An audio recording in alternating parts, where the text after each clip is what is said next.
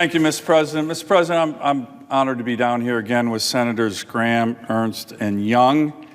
We were down on the floor 2 weeks ago, and at that time we promised military members and their families that we had their back, that we would keep coming down to the Senate floor to try to move forward their nominations and confirmations that have been stalled. By the way, after that session, 5 hours, we tried to move forward nominees who have nothing to do with the policy dispute that's at issue here. I think we're all in agreement on the policy dispute. We received hundreds of text messages, emails from military families saying, thank you for having our back. Somebody has our back. Somebody's speaking out for us. So we've told them we're going to do that. As we're moving into Thanksgiving, my colleagues and I, we're going to keep our word. We keep our word to our military. Now, Mr. President, during that time in the last 2 weeks, we have all worked hard together. Senator Tuberville's here. Senator Lee's on the floor. We're all working hard to try and resolve this. We have ideas. Senator Graham is going to talk a little bit more about litigation, about switching the holds from the innocent members of the military to the civilians who are making the policy. That's the appropriate to fighting this abortion policy of the Biden administration, DOD and the NDAA. So we're still working on that. I want to extend that to my colleagues. But the backlog grows. Right now, when the Armed Services reports out the next batch of military officers, will be 450 1, 2, and 3, and 4-star generals. 450. This is having a huge readiness challenge and a huge morale challenge while our troops are literally in combat. Literally under fire. Some of these being held in the Middle East in terms of their promotions are in combat right now. The world is a very dangerous place. Now, Mr. President, very quickly, you know, my Democrat colleagues, Biden administration, they seem to take a certain delight in what's happening here. I don't take a delight in this at all. I don't relish this at all. I like working with my Republican colleagues. I wish we could resolve this. I'm on the floor here more out of sadness and frustration than anger.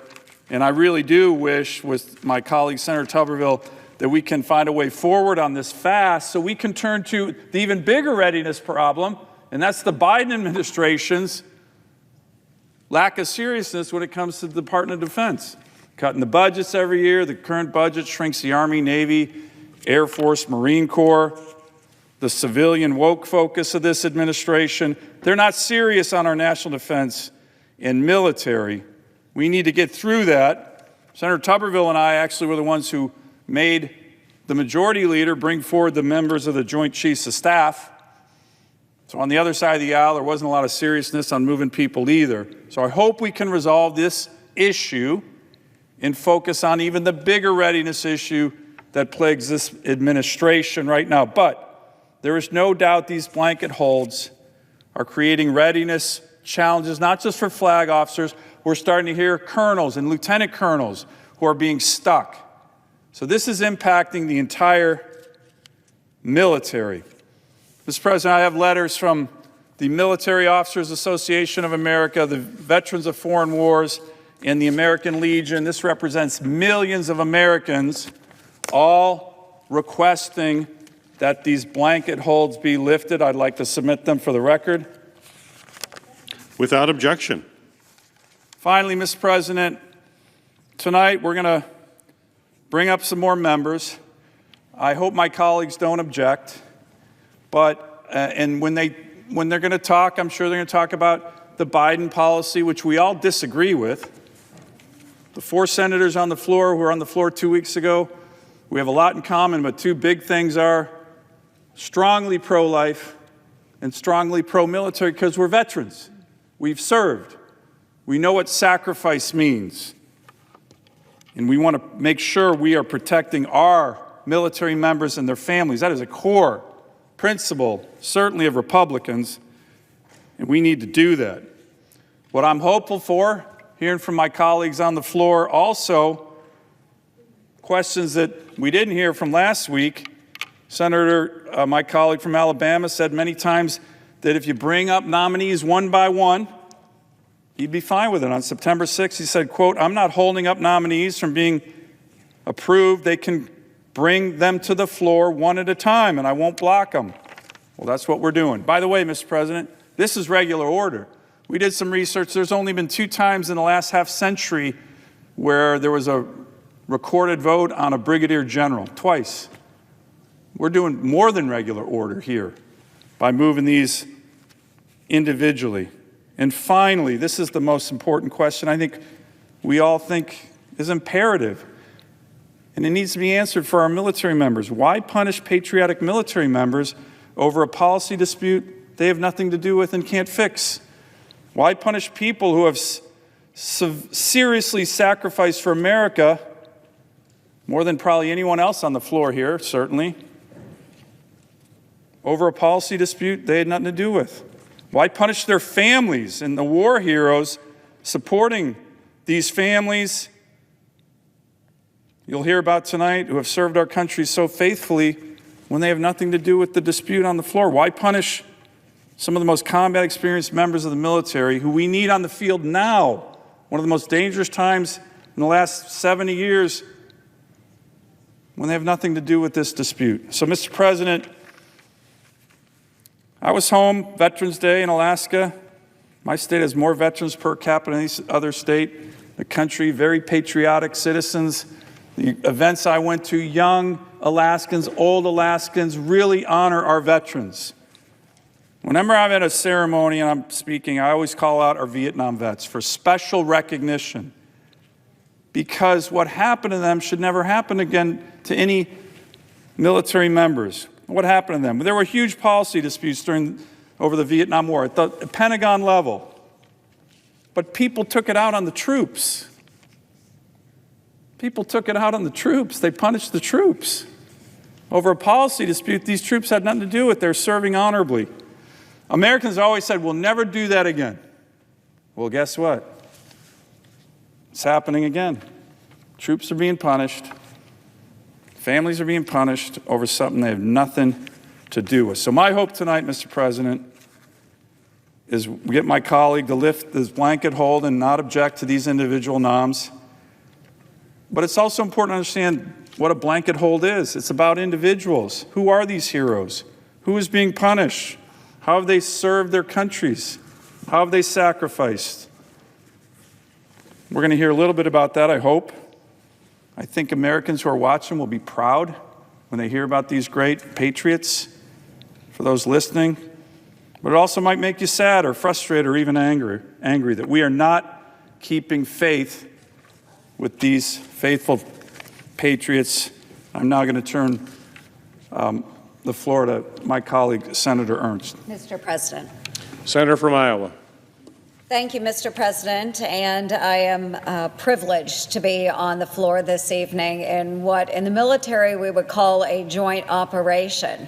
So this evening I'm joining my Marine colleagues, Senator Sullivan of Alaska and Senator Young of Indiana, and my Air Force colleague from the great state of South Carolina. I, of course, served 23 years between the United States Army Reserve and the Iowa Army National Guard, deploying once for Operation Iraqi Freedom from 2003 to 2004, where I was the company commander of 150 soldiers that ran convoys from Kuwait up into Iraq, supporting our warriors to the north. We are also joined in the chair this evening by another veteran, a senator from Michigan in the chair, Mr. President, naval reservist. So we truly are a joint operation under the color of purple. So thank you so much. I'm going to throw down just a little bit of how we got into this situation and a little bit more about who I am, because I am pro-military, obviously, but I am also pro-life as well.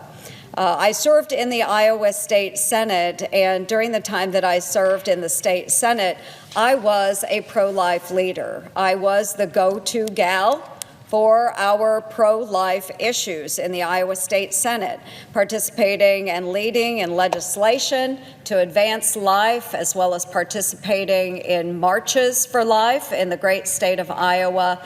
Coming into the United States Senate, then I became a member of the Pro-Life Caucus.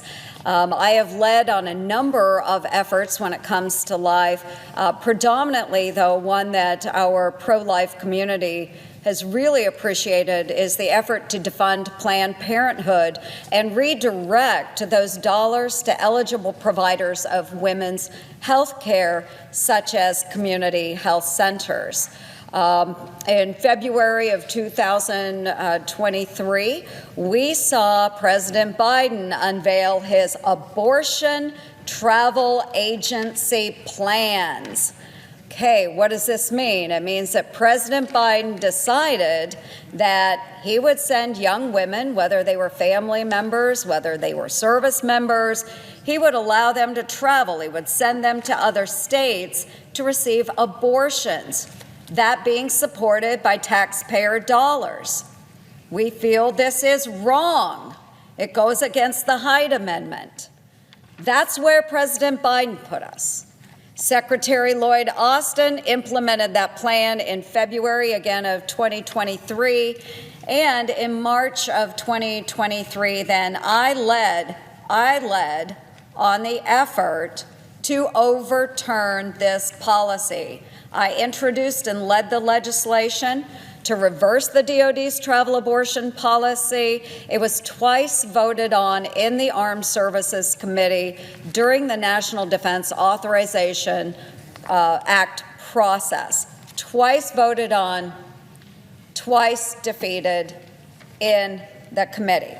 Now, that's in the United States Senate. So, again, I am pro-military and I am pro-life. I also do not relish the fact that I am standing on the floor this evening as we try and bring these nominations forward.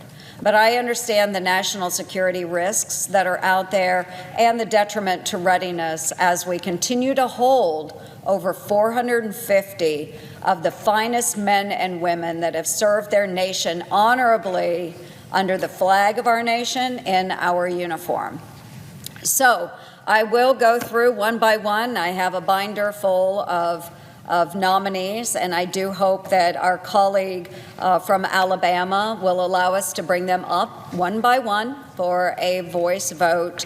Again, I have many biographies here, fabulous, incredible men and women. And with that, I will yield to my colleague from South Carolina. Thank you. And thank you for your service and to everybody that served. Next week's Thanksgiving. We're all going to go home here in a little bit and enjoy our families, God willing. We make it home safe. I mean that for everybody, Coach, everybody. There are a lot of people who won't be with their families next week because they're in some place doing things that are very difficult, risking their lives, and this is why I'm here tonight. How do you right wrongs? You don't create another wrong. I want to right the wrong of having abortion paid for by public taxpayer dollars from the defense coffers. I think not only violates the Hyde Amendment, it's just bad policy. Count me in, Coach, I'm with you on that. Mike, I'm with you on that. You say it's illegal, I tend to agree with you. Go to court. One way you're right or wrong in America, if you think the law has been broken, you actually bring a lawsuit. And I think we found a way, talking to Jay Sekulow, to bring a lawsuit challenging the defense policy of President Biden using taxpayer dollars to pay for transportation costs from DOT funds to perform abortions. I think that is in violation of the Hyde Amendment. The good news is I believe the Speaker of the House has standing to bring that lawsuit. Generally speaking in America, when you get in a legal dispute, you go to court. The DOD General Counsel has a memo. It doesn't violate the Hyde Amendment. I think they're wrong, but we're not a court of law here. There is a court of law available to resolve this dispute, and I would encourage us to seek that remedy. Another remedy is to try to find a compromise between the House version and the Senate version of the NDAA. The House strips the policy. The Senate, because they're controlled by Democrats, we have the policy, and we'll try to work out some way to reconcile that through the legislative process. That's one way to fix this problem. What we've chosen to do, and every senator has a lot of power. That's what makes the Senate different than the House. I've served in both bodies. With power comes responsibility. The wrong we're creating here is to put our military at risk at a time of great need. If you do not believe these holes are having an effect on the military, I don't question your sincerity, I question your judgment. If you ask anybody out in the field right now, there's one flag officer for the whole continent of Africa. This is like a car wreck on I-95. It keeps backing up. Last time we were talking, there were 300, we're up to 450. This is affecting the ability of the nation to defend itself. I will not tolerate being told something I know is wrong. The policy is wrong, but holding these officers who had nothing to do with this is wrong. They deserve better. They have done nothing to get us here in this spot. We got a political difference between the Department of Defense and the Senate and the House, and the courtroom's available to resolve this. And I just ask my good friend from Alabama, and I don't doubt your sincerity, but if this continues, this is one of the worst self-inflicted wounds I have seen in 20 years. We pulled out of Afghanistan. That was a self-inflicted wound. We had a chance to deter Russia, and we chose not to by having pre-invasion sanctions. That was a self-inflicted wound done by the Biden administration. We have a broken border that's self-inflicted. We will challenge all of those self-inflicted wounds, and as Republicans, it will be easy. What's hard is to challenge people of your own party at times. When it comes to the military, I lay the party label down because I have seen what it takes to defend this nation, up close and personal. It means you miss birthdays, you miss graduations, you miss babies born, and you lose your life. That's what it means to serve. And all the people, the 450 people, if you've got an individual problem with one of these folks, I'll support your right to object and we'll hear your side of the story. But I don't believe that all 450 people are woke. So here's what I would say about the 450 people. They have dedicated their adult lives to serving this country. They have given every ounce that they could give to get to where they're at to be promoted. Do you know how hard it is to become a sergeant major in the enlisted corps? It's 1% of the enlisted force. Do you know how hard it is to become a general officer? Because you're competing with some of the best people on the planet. For every one that gets promoted, there's 10 that could be promoted or would do great in positions of responsibility. We're taking the military and throwing it in the ditch in terms of command structure. There are people filling jobs today that are waiting to go to their next assignment, and they can't get there because they can't get promoted. They're paying 2 house payments, not 1. Their children don't know what school they're going to go to. They deserve better than this. And this is my promise. I will work with Senator Tuberville and Lee and anybody else and everybody else to find a solution that's acceptable to them, to get us back on track to talk about the issues I just discussed. But I promise you this will be the last holiday this happens. If it takes me to vote to break loose these folks, I will. I'm not going to talk about me being pro-life. Just look at what I've done. To my pro-life friends, You're not advancing this cause. You're hurting this cause if the average American believes that the reason these people are getting blocked from promotion is because of policy choice they didn't make. It is not fair to have people in uniform who have to follow their civilian leadership when the fundamental precepts of American democracy is civilian control of the military. They have no choice. Don't punish them because in our system, the civilians make the decisions. Let's punish the civilians who make these choices. There are plenty of people we can hold and should hold. There are plenty of things we can do to fight to right this wrong. We can go to court. We can insist on change through the NDAA process. But this is not righting the wrong. This is creating another wrong. This is putting our nation at risk. And I would just say this, I've been here for 20 years now. I've never seen the world on fire like this. The only reason an American soldier hasn't been killed in Iraq and Syria because of drone attacks by Shiite militia controlled by Iran is they had a dud. We've been just lucky as hell. And what's going on in Israel, that could spread like wildfire. We could be in a shooting war with Iran tomorrow. So we need our best team on the field. And the best players we have are being blocked from serving. This needs to come to an end for the national security of this nation. Thank you.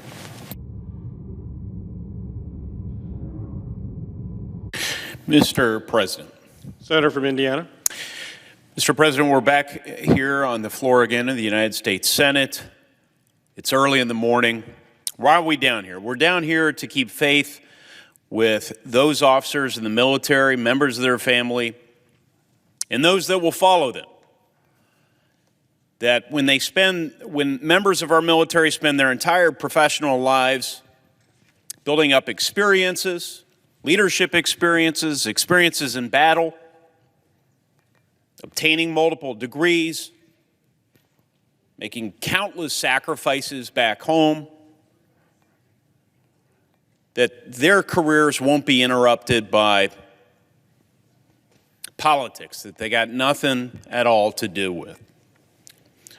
Let me go through 5 areas. First, areas of agreement with my good friend, and he is my good friend, Senator Tuberville. I sit right next to him. And got a lot of respect for Senator Tuberville. He and I share agreement on pro-life principles.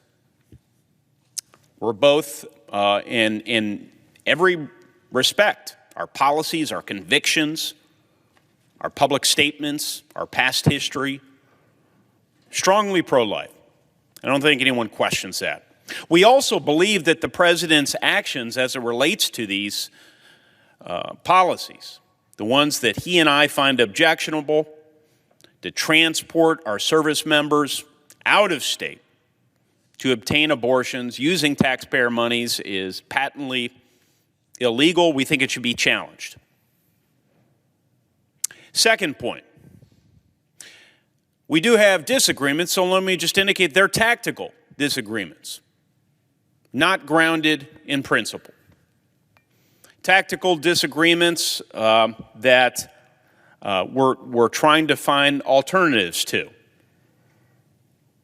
The reason I don't think this current approach is even constructive is because, as many of my colleagues have already stated, it punishes those brave service members who didn't develop the policy and can't change it. And that therefore breeds a lot of frustration and even cynicism about our elected officials. Fourth, this is a dangerous time. Something I underscored last time I was down here to talk about this. Time of war. The United States blessedly is not involved in that war actively. We don't have boots on the ground, but we've been actively resourcing our friends and partners. It's a dangerous and precarious time for our friends. God forbid if some sort of escalation occurs. We don't want to get pulled into that. We got a porous southern border. We need our best team on the field.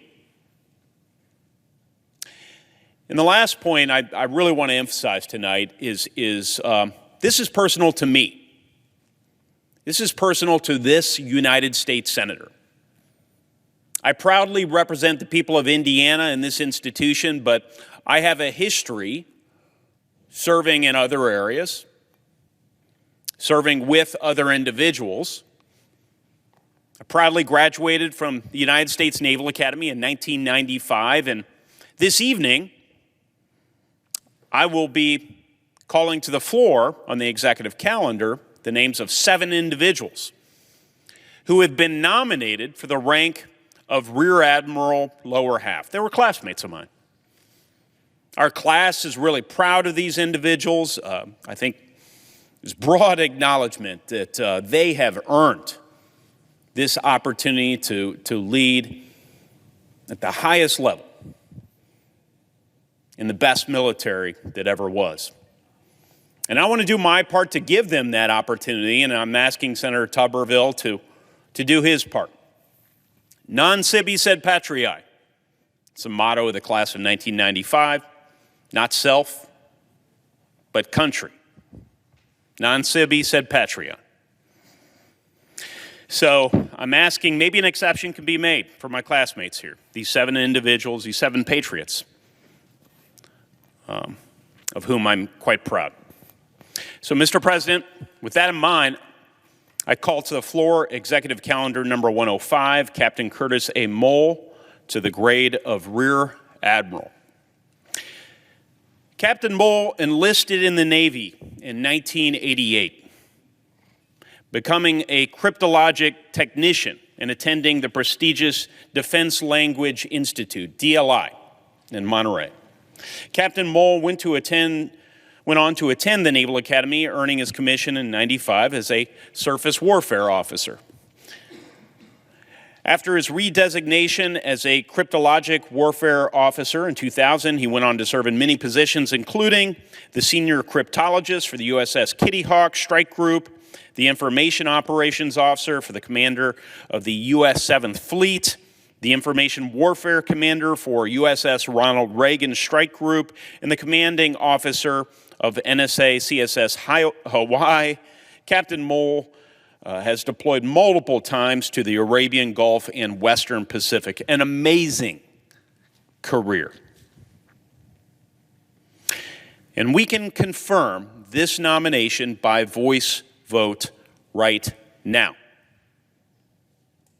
And therefore, I ask unanimous consent that the Senate proceed to executive session for the consideration of the following nomination. Captain Curtis A. Mole to be Rear Admiral Lower Half in the United States Navy under Executive Calendar number 105. That the Senate vote on the nomination without intervening action or debate, that if confirmed, the motion to reconsider be considered made and laid upon the table, and the President be immediately notified of the Senate's action.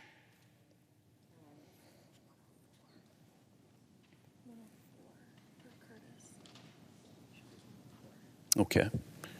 Shall I restate? Mr. President, Executive Calendar 104. Is there objection? Senator from Utah. Mr. President, reserving the right to object, I have nothing but warm feelings, respect, and gratitude for the noble service that my colleagues from Alaska and Iowa and South Carolina and Indiana have demonstrated their loyalty to their country, serving in their respective branches of the U.S. military. Nothing but respect for the service that they've dedicated to the United States as United States senators. I have nothing but respect for the brave men and women who have for 2.5 centuries donned uniform in defense of their fellow beings so that they might live in comfort, in peace, while they offer up their last full measure of their devotion day after day. Have nothing but respect for what they're trying to do, in the sense that I know that they want the military to be all that it needs to be in order to protect the American people. I certainly do share the concern that they express that to the extent we ever put our armed services personnel in jeopardy because of political disputes, that's not ideal. We don't ever want to sacrifice military readiness because of a political battle. And it is because of that, not in spite of it, that I'm here tonight. Now, I want to be clear. The particular strategy deployed here is not mine. It's that of a dear friend and colleague who's here with me tonight. It's not my strategy, it is his. And it's because it's his that I'm here to defend him in that. Notwithstanding the fact that it's not the particular tactic that I would have chosen, he's chosen a tactic that is legitimate, that he has every right to deploy under the rules of the Senate, rules that go back nearly 2.5 centuries, in order to protect the individual rights of each senator. Now, these have deep meaning under our constitutional system. In the United States Senate, we operate differently than they do in the House. First of all, we have this role. We are, in the words of our minority leader, we're in the personnel business, in addition to being in the business of passing legislation. And being in the personnel business, that means that we've got to review people as they come up for Senate confirmation. We're also different in that every state is represented equally. In fact, the only change that you cannot constitutionally make to the Constitution by means of a constitutional amendment is that principle. You cannot amend the Constitution to alter the principle of equal representation among the states. And it's that very principle that's reflected in the Senate rules, and always has been. Why? Well, it's because it's important to make sure that every state does have full representation. One isn't represented more than another. So the people of Alabama have elected my friend and colleague, the senior senator from Alabama, to represent them. That's why he has these rights. That's why they're important to defend. So notwithstanding the fact that any of us might have chosen a different tactic, a different strategy to go about this, this is his right.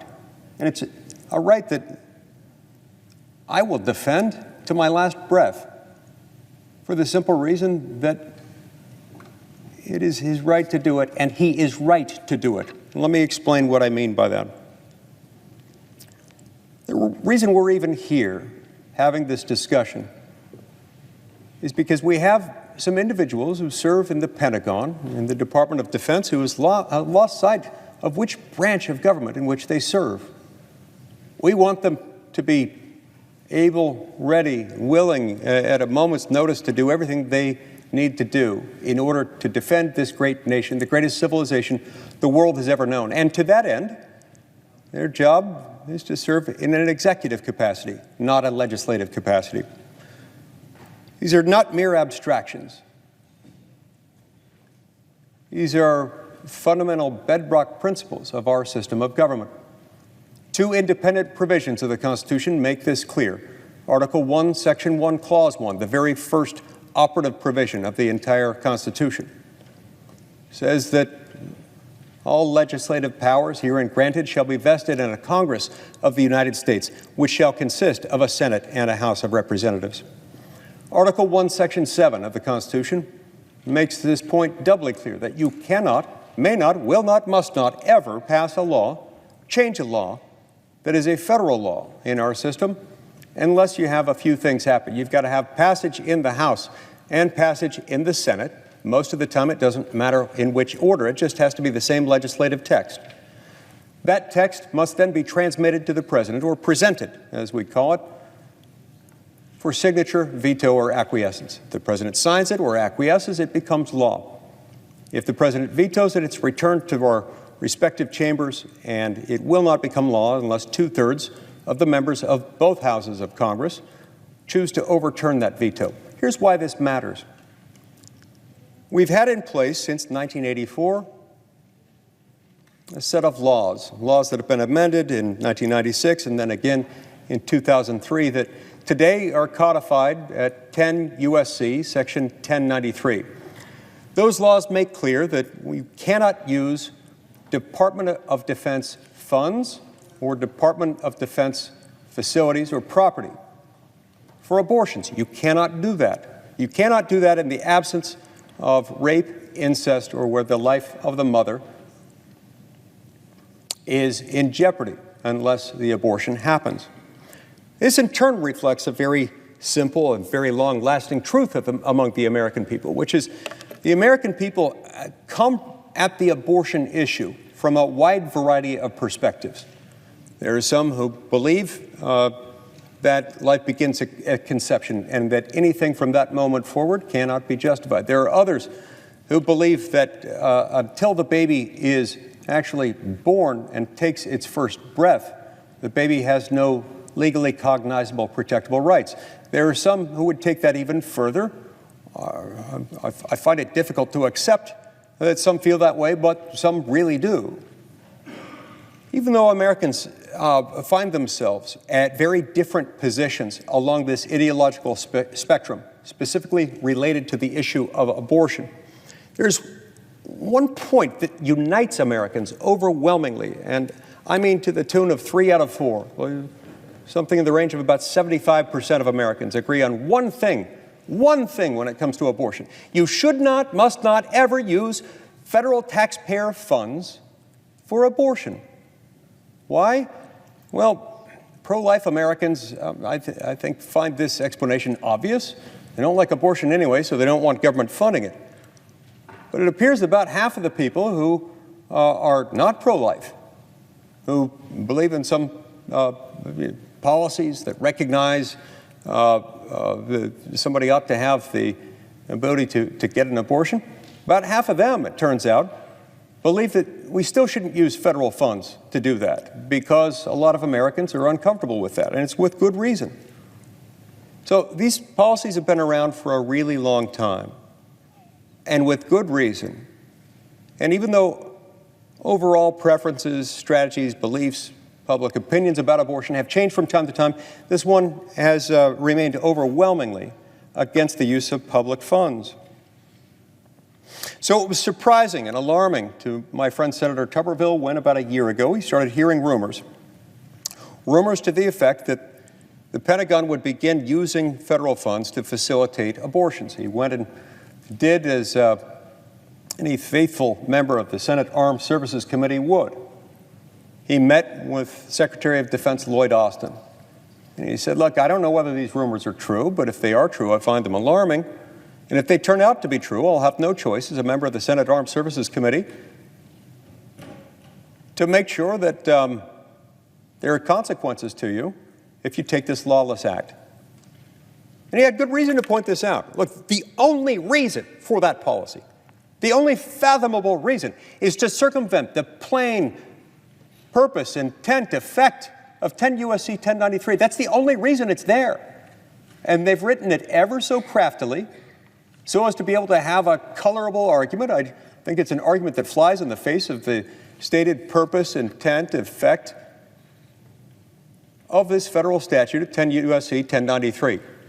So that they could argue, well, we're not using it to perform the abortion. We're just using it to fly people to get the abortion. And then we're using it to pay for 3 weeks of paid leave time for anyone who wants to get the abortion. And we're going to pay their travel, their room and board, everything else. We'll pay for everything else around the abortion. But because we're not paying for the abortion itself, we're in the clear. Now, Senator Tuberville recognized something very important, that the sole purpose of this policy would be to circumvent federal law and to make it difficult to impossible to challenge it in a court of law. I'll get back to that in a moment.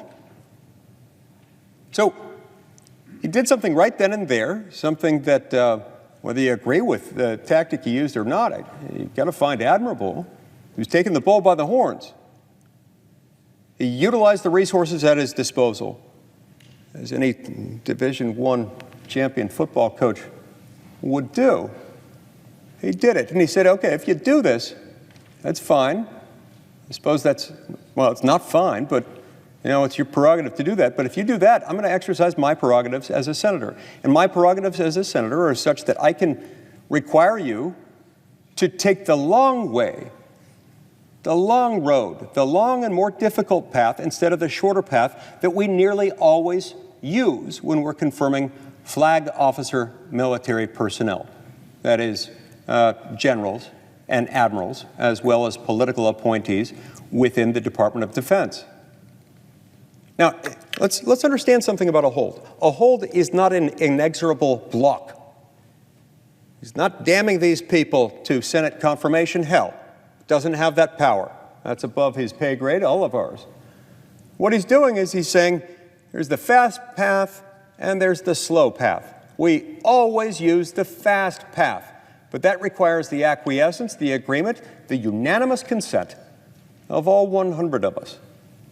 If you don't do that, I, Senator Tuberville, will make you take the slow path. Secretary Austin is a decorated war hero. Secretary Austin has been around for a long time. He knows the Senate, he knows the Pentagon well, he knew the risks. He chose to play chicken.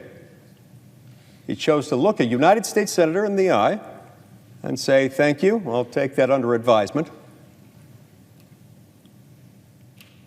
And in a cowardly moment, he decided to arrogate to himself power that does not belong to him, because the Constitution of the United States doesn't give it to him, because you can't legislate from the E-ring of the Pentagon. No matter how strongly he feels, no matter how compelling his urge to facilitate the performance of abortion using federal funds, contrary to public opinion, contrary to federal law, he does not have that power.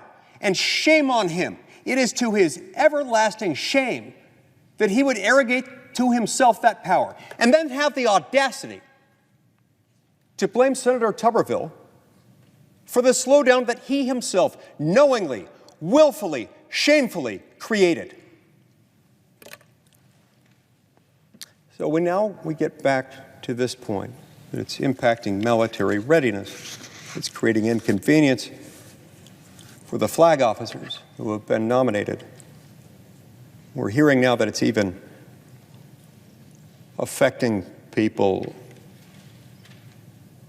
at a level below the flag officers. Now, that's curious because Senator Tuberville has never imposed holds.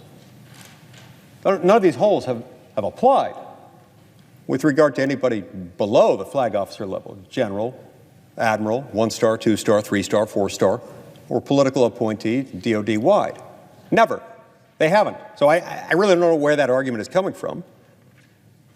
Perhaps they're saying it has a spillover effect downstream. Maybe that's the case. If that's the case, I hope they'll be clear in making that argument. Because otherwise, that argument's just false. It's just not true. In any event, he's not stopping them. He's not stopping one of them. He's saying you just have to take the slow path. So let's be clear here. There are exactly two ways, Mr. President, two ways that regardless of Senator Tuberville's holds, regardless of whether he ever budges an inch, we can take care of this. Approach one could happen tonight. I guess it's technically morning.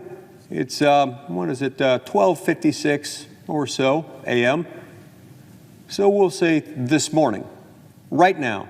President Biden, if you're watching TV, pay attention. I'm going to give you a real easy recipe to follow.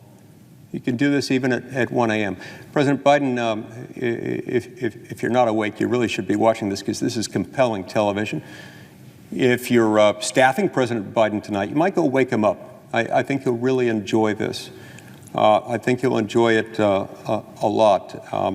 It's much easier to do than riding a bike, and you're not going to fall over doing it. All you have to do is suspend your godless, lawless abortion travel policy. Just suspend it right now. If this is affecting military readiness, so be it. End it. End it tonight. You've got a duty to do that. Lloyd Austin, you can do it too. Suspend your abortion travel policy. Now look, I know you guys feel really passionately about abortion.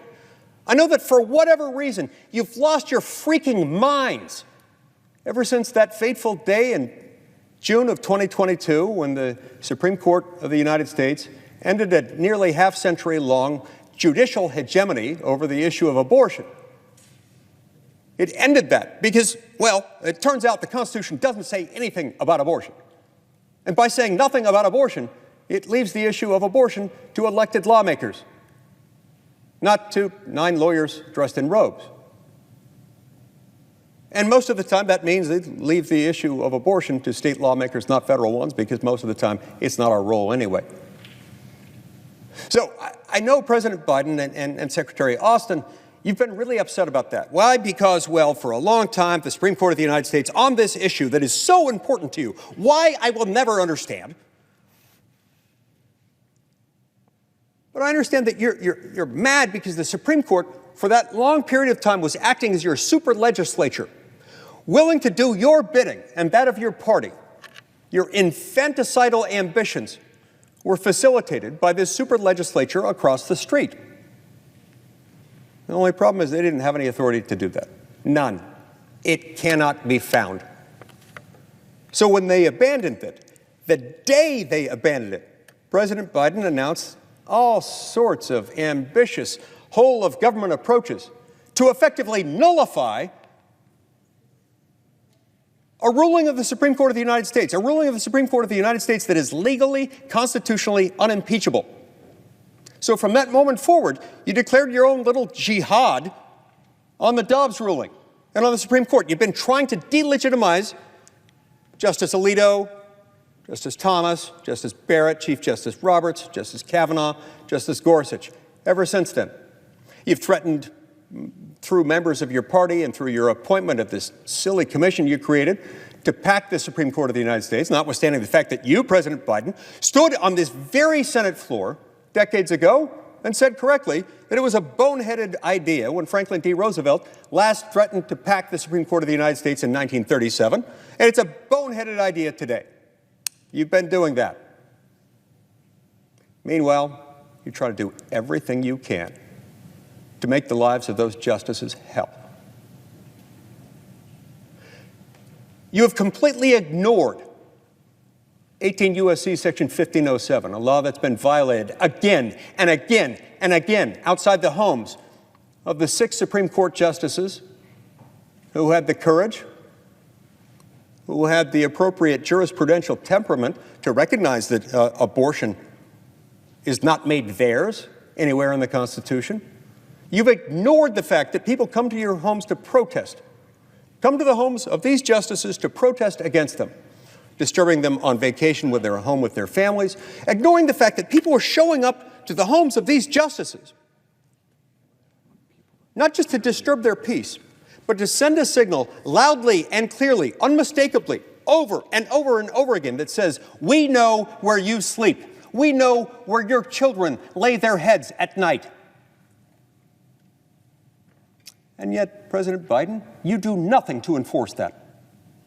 Your Attorney General has instructed federal law enforcement personnel effectively to stand down, ignore these violations. Shame on you, President Biden.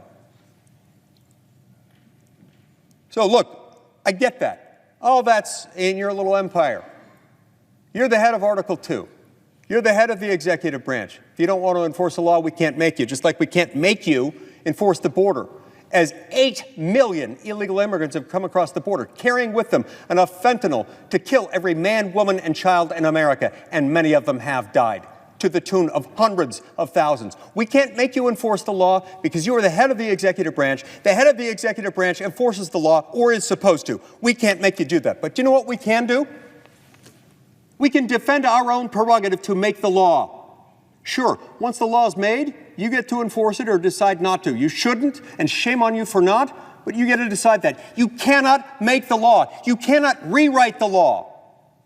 And shame on you, for President Biden, for blaming this man who's just trying to stand up for the law and for the unborn, You're blaming him for our supposed lack of military readiness.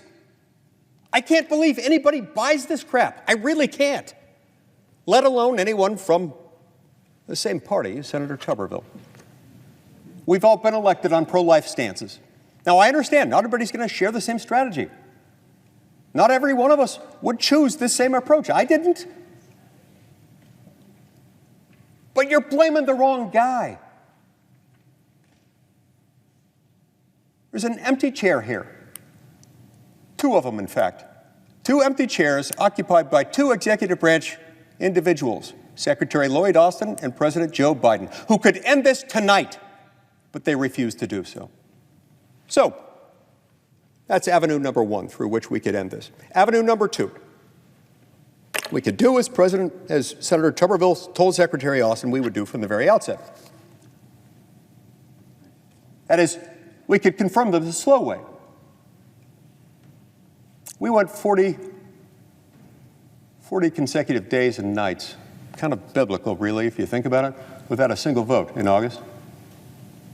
We're about to go 10 or 11 more consecutive days and nights without a single vote.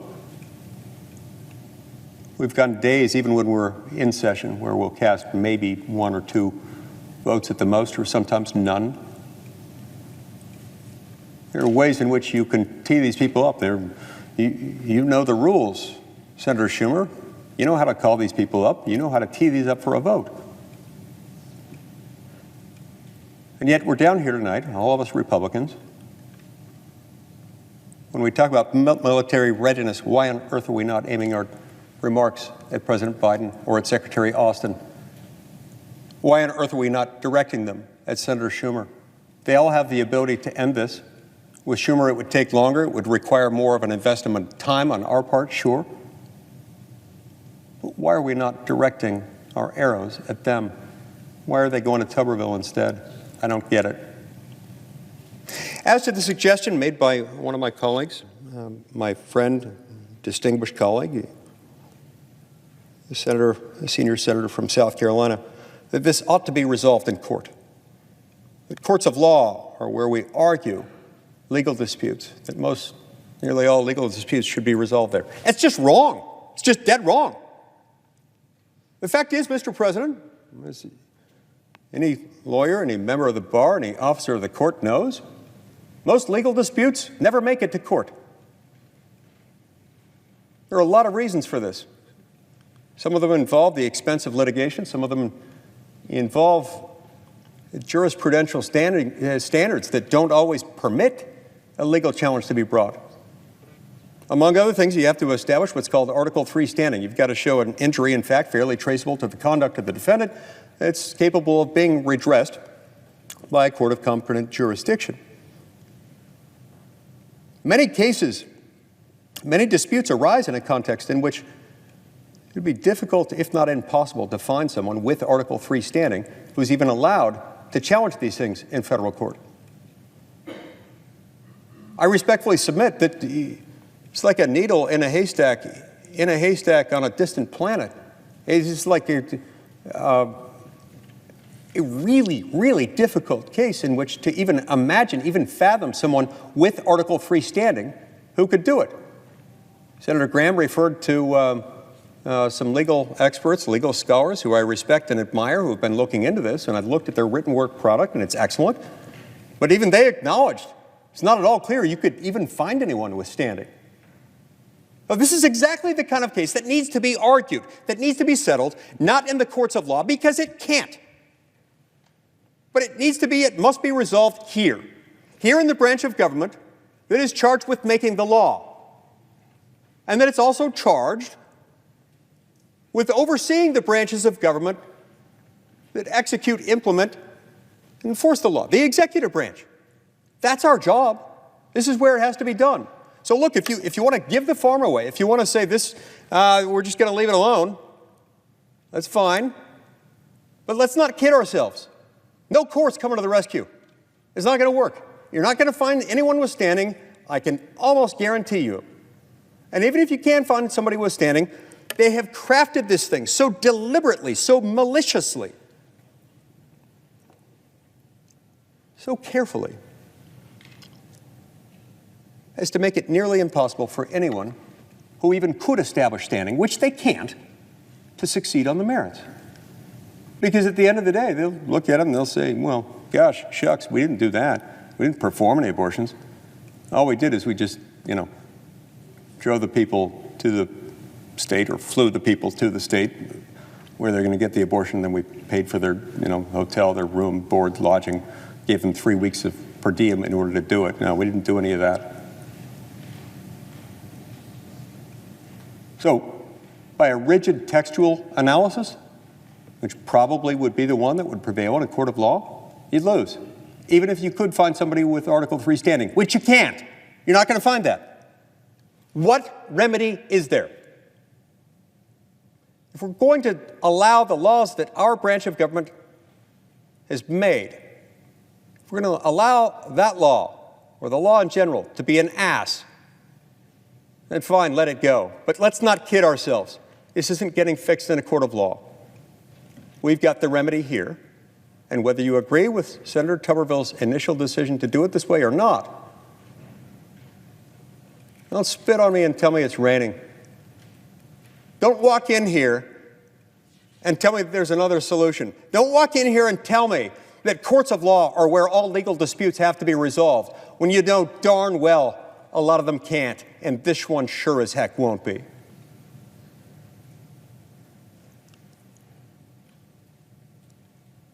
It saddens me deeply that this many brave men and women have been delayed. It troubles me deeply to consider the many families whose lives have been disrupted by this. But I respectfully submit, with all the passion I'm capable of communicating at 1:10 in the morning, at a bare minimum, you're wrong to just blame him. I don't think you should be blaming him at all. Secretary Austin and President Biden, you set in motion a sequence of events that you knew darn well would culminate in this very thing. You knew darn well that you'd use this as an opportunity for demagoguery. That's not cool. Mr. President, I object.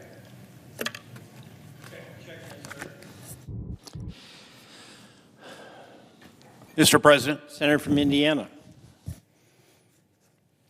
I do hope the President of the United States and Secretary Austin heed the entreaties of my esteemed colleague representing the state of Utah. With that, I call to the floor Executive Calendar number 105, Captain Thomas J. Dickinson, the grade of Rear Admiral. Captain Dickinson was also a classmate of mine at the United States Naval Academy. He was commissioned in 1995 and became a surface warfare officer. He's held numerous positions most with a high level of expertise. He's included his time as a weapons officer and combat systems officer aboard the USS the Sullivans and commanding officer aboard the USS Barry. Most notably, during his command tour, the USS Barry completed a 9-month ballistic missile defense deployment in the Eastern Mediterranean Sea and earned the Battle Effectiveness Award, being recognized for his crew's high levels of sustained proficiency and readiness. Captain Dickinson is currently serving as the commander of the Naval Surface Warfare Center and the Naval Undersea Warfare Center in an acting capacity until his promotion is processed. We can confirm this nomination by voice vote tonight, right now, and therefore I ask unanimous consent that the Senate proceed to executive session for the consideration of the following nomination. Captain Thomas J. Dickinson to be Rear Admiral Lower Half in the United States Navy under Executive Calendar number 105, that the Senate vote on the nomination without intervening action or debate. That if confirmed, the motion to reconsider be considered made and laid upon the table, and the President be immediately notified of the Senate's action. Is there objection? Mr. President? Senator from Utah. Mr. President, reserving the right to object.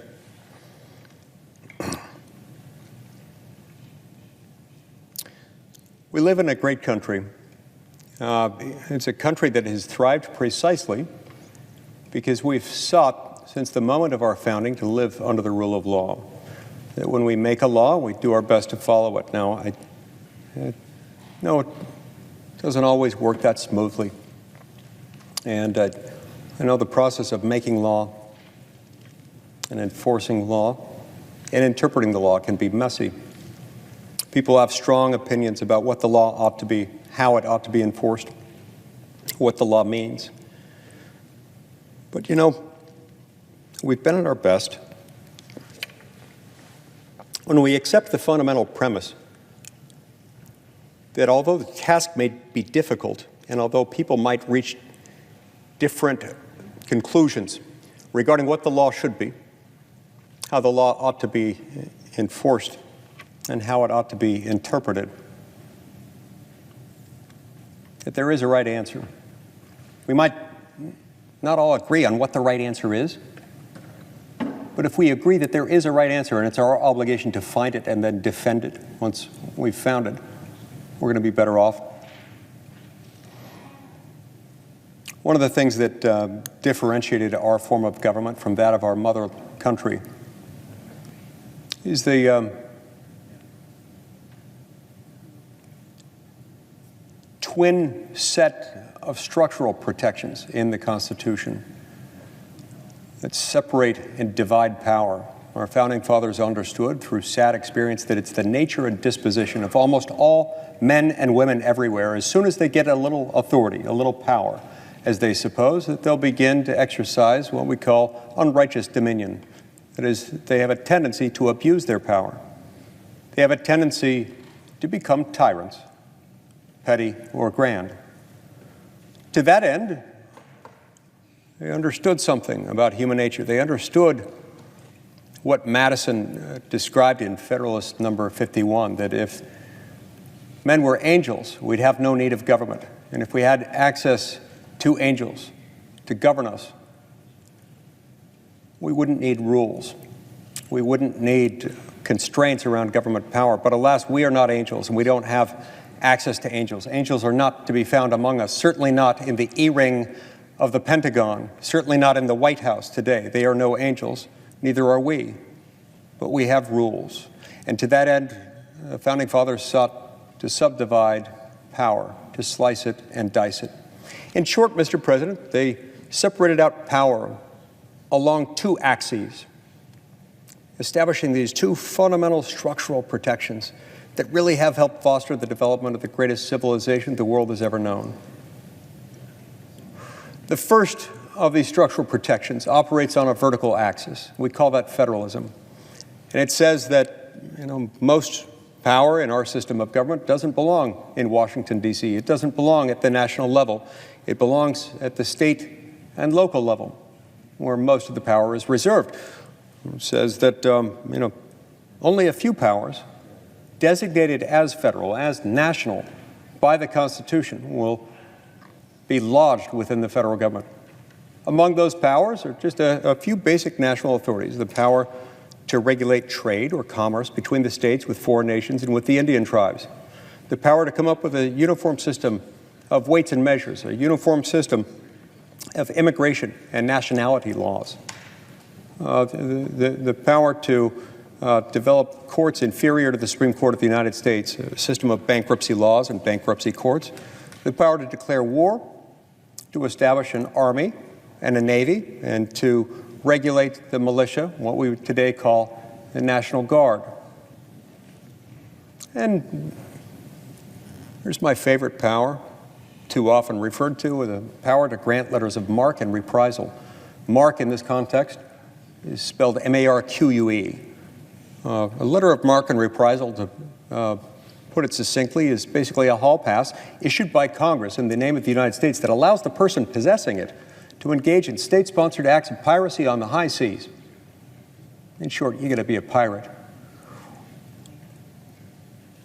Each of these powers are relatively minor. All of them together are still relatively minor compared to the bulk of the power reserved to the state and local governments around the country. To the extent that we've respected those limits, those distinctions between state and federal power, we've benefited materially as a country. Tragically, over the last 86 years, we've deviated from that, and that's caused problems. It's spilled over and helped erode not just the vertical protection we call federalism, but also the horizontal protection we call separation of powers. And I'll turn to that now. Under the principle of separation of powers within the federal government, the Founding Fathers set up three distinct branches.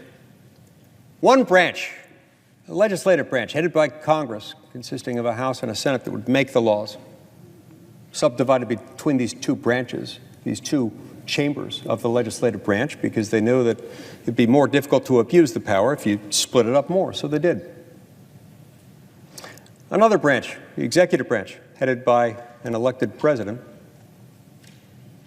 whose job it is to enforce the laws, or it's at least supposed to be. A third branch, headed by the Supreme Court, and including such inferior courts as Congress might choose to ordain and establish from time to time, whose job it is to interpret the laws.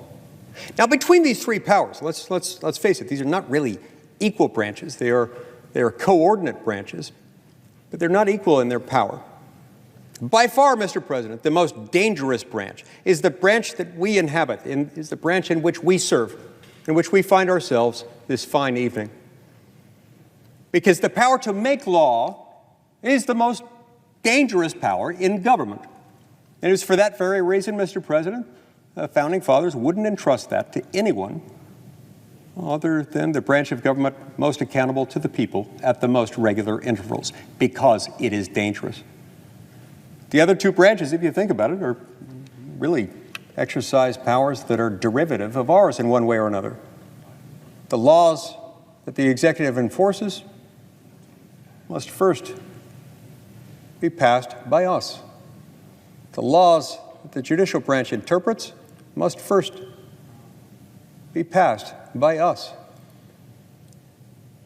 That's why it's so important, Mr. President, that we safeguard this, that we make sure that no one else from outside the legislative branch of government seizes that power. Why? Well, because they're not accountable to the people at the most regular intervals. You can fire every member of the House of Representatives every 2 years. Their voters have the chance to do that, all of them, every 2 years. From the Speaker of the House to the most junior member, they can all be fired by their constituents every 2 years. A third of us in this chamber can be fired every 2 years. My constituents opted not to do that last year. They had the chance, and they decided to keep me for another 6 years, and I'm grateful for that. But we're all accountable. That same accountability does not apply in the executive branch, sure as heck doesn't apply in the judicial branch. It's one of many reasons why you can't legislate from the E-ring of the Pentagon. You cannot make a new law. You cannot change existing law from the executive branch. Now, I know. We've gotten lazy. We've gotten lazy because since April 12th, 1937, a day which should live in infamy in American history, but a day that's seldom even mentioned, much less studied in grade school, intermediate school, high school, college, even most law schools. It's the day the Supreme Court messed it all up, really leading to the erosion of both the vertical protection we call federalism and the horizontal protection we call separation of powers. April 12, 1937, that was the day when the Supreme Court of the United States, by a vote of 5-4 in a case called National Labor Relations Board versus Jones and Laughlin Steel Company, reinterpreted one provision of the Constitution, Article 1, Section 8, Clause 3, the Commerce Clause, to mean something different than it had ever meant, ever. It had always meant prior to that time that Congress had the power to regulate a couple of things. Number one, interstate commercial transactions. Person A lives in Virginia, wants to sell tobacco to person B living in Maryland. That interstate commercial transaction can't adequately be covered by the laws of either Virginia or Maryland, so federal law has the ability to cover it. Interstate commercial transactions. Secondly, channels or instrumentalities of interstate commerce, interstate airways, airwaves, waterways, and so forth. Because there again, the laws of no state are sufficient to cover that interstate event, something carrying something else or someone else across interstate lines. Prior to that time, that's all the Commerce Clause meant. On April 12, 1937, the Supreme Court amended the Constitution, amended it without going through the Article 5 amendment process, a process that's deliberately difficult. Why? Well, because that's the whole darn point of having a Constitution, is to make it difficult to change. Some of our laws must not be easy to change. So the Supreme Court amended the Constitution, arrogating to themselves power that was not theirs to redefine it, to include any power that, when measured in the aggregate, though carried out intrastate, not part of an interstate commercial transaction, not part of a channel or instrumentality of interstate commerce, in the aggregate had a substantial effect on interstate commerce. What does that mean? Well, that's all legalese, for Congress can regulate just about anything it wants. If it can dream it, it can regulate it as long as it uses the right words. Since April 12, 1937, Mr. President, the Supreme Court has invalidated exactly 2 laws, only 2 laws, as outside Congress's Commerce Clause power. Once involving provisions of the Gun-Free School Zones Act in a 1995 decision called the United States versus Lopez, and another case involving a few provisions of the Violence Against Women Act in the year 2000 in a case called the United States versus Morrison.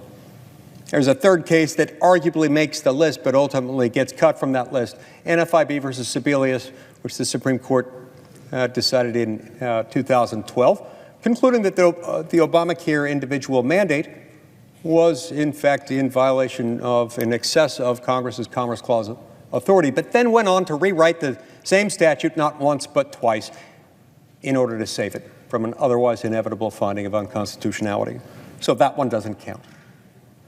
So, because since then, pretty much everything has been part of our legislative prerogative, Congress has choked on its own power. Members of Congress couldn't handle that much power. Members of Congress didn't want to go to all the work of all that power. So members of Congress started delegating out the lawmaking power to other branches of government. In short, we've gotten lazy, we've gotten sloppy, and it's inured to the everlasting detriment of the American people, who find themselves subject to a Byzantine labyrinth of federal regulations that cost the American economy between $2 and $3 trillion a year to comply with. Those compliance costs are borne not by big, wealthy, blue-chip corporations or some guy that you imagine wearing a double-breasted suit and a monocle like Mr. Peanut. No, they're borne by hardworking Americans who pay higher prices on goods and services, everything they buy, and they pay for it also with diminished wages, unemployment, and underemployment. These things are not free, you see. You mess with federalism, you destroy federal separation of powers. Incidentally, you know how this decision was arrived at? Well, Associate Justice Owen Roberts panicked.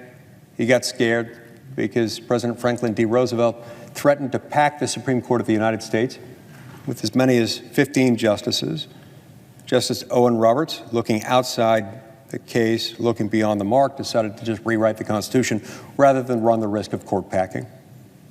Shameful, really, but it led to where we are now. I keep in my office, Mr. President, 2 stacks of documents behind my desk. One stack is short. It's a few inches tall, consists of the laws passed by Congress during the previous year. It's usually, a few hundred to a few thousand pages long, stands about that high. The other stack of documents during any given year will come to a mass of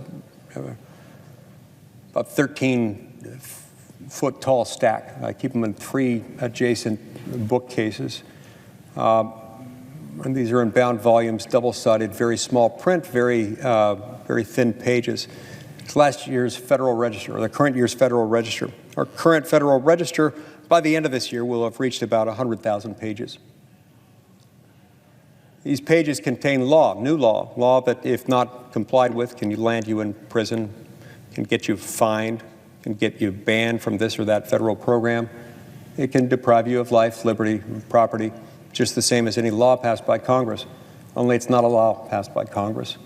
It's reminiscent, Mr. President, of Federalist number 62, in which James Madison rather eerily and with great prescience warned, "It will be of little avail to the American people that their laws may be written by men of their own choosing, if those laws be so voluminous, complex, and ever-changing that they can't be read and understood by the American people, if they can't know from one day to the next what the law is today and what it will be tomorrow." Those words still echo in our ears today when we see not only our Are those laws so voluminous and ever-changing and complex that we can't read and understand the law and know what it means and says from one day to the next? They're not even written by men and women of our own choosing.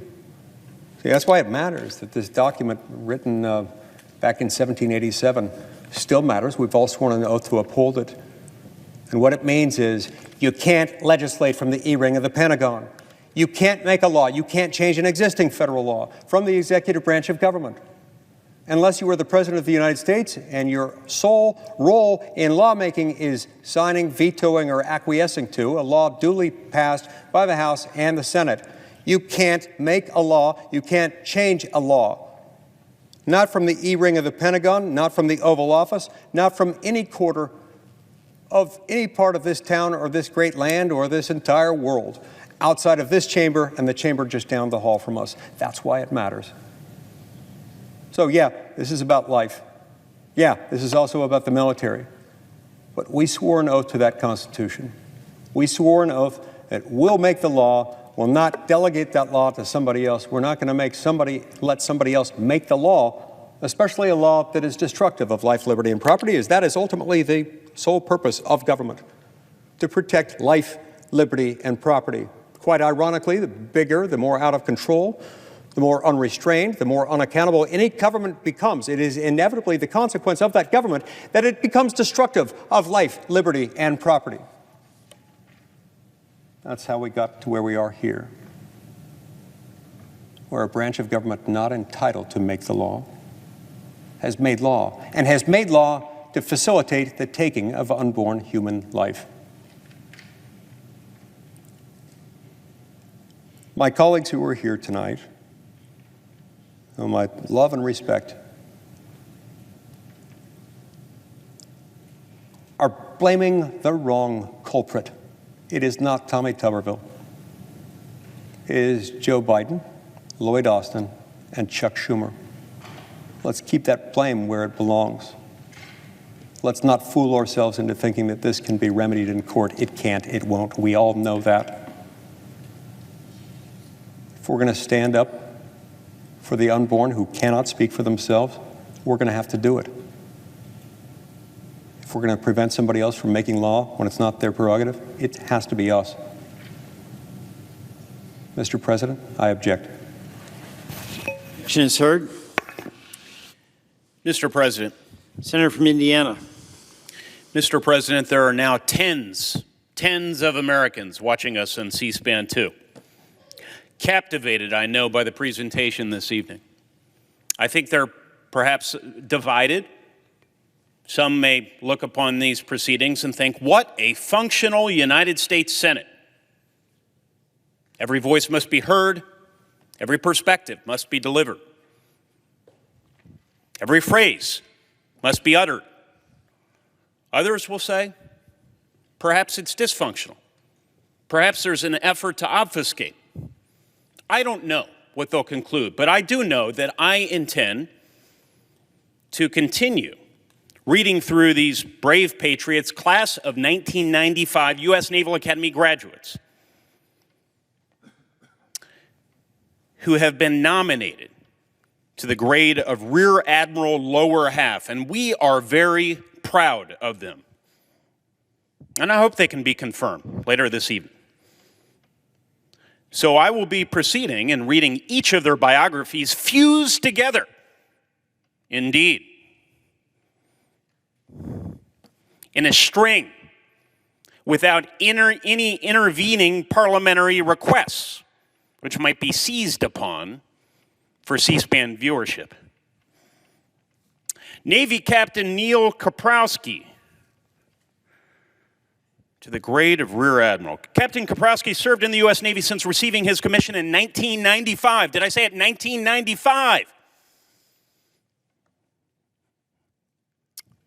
He has held numerous operational assignments, including commanding officer posts of the USS San Antonio and the USS Kearsarge. Captain Kaprowski currently serves as the commander for U.S. Naval Forces Korea and U.S. Navy Region Korea, a posting that handles the highly competitive regional challenges we face today. Captain Kaprowski has also received many awards in his career, including the Legion of Merit, the Meritorious Service Medal, and the Joint Service Commendation Medal. Captain Lincoln M. Reefsteak to the grade of Rear Admiral.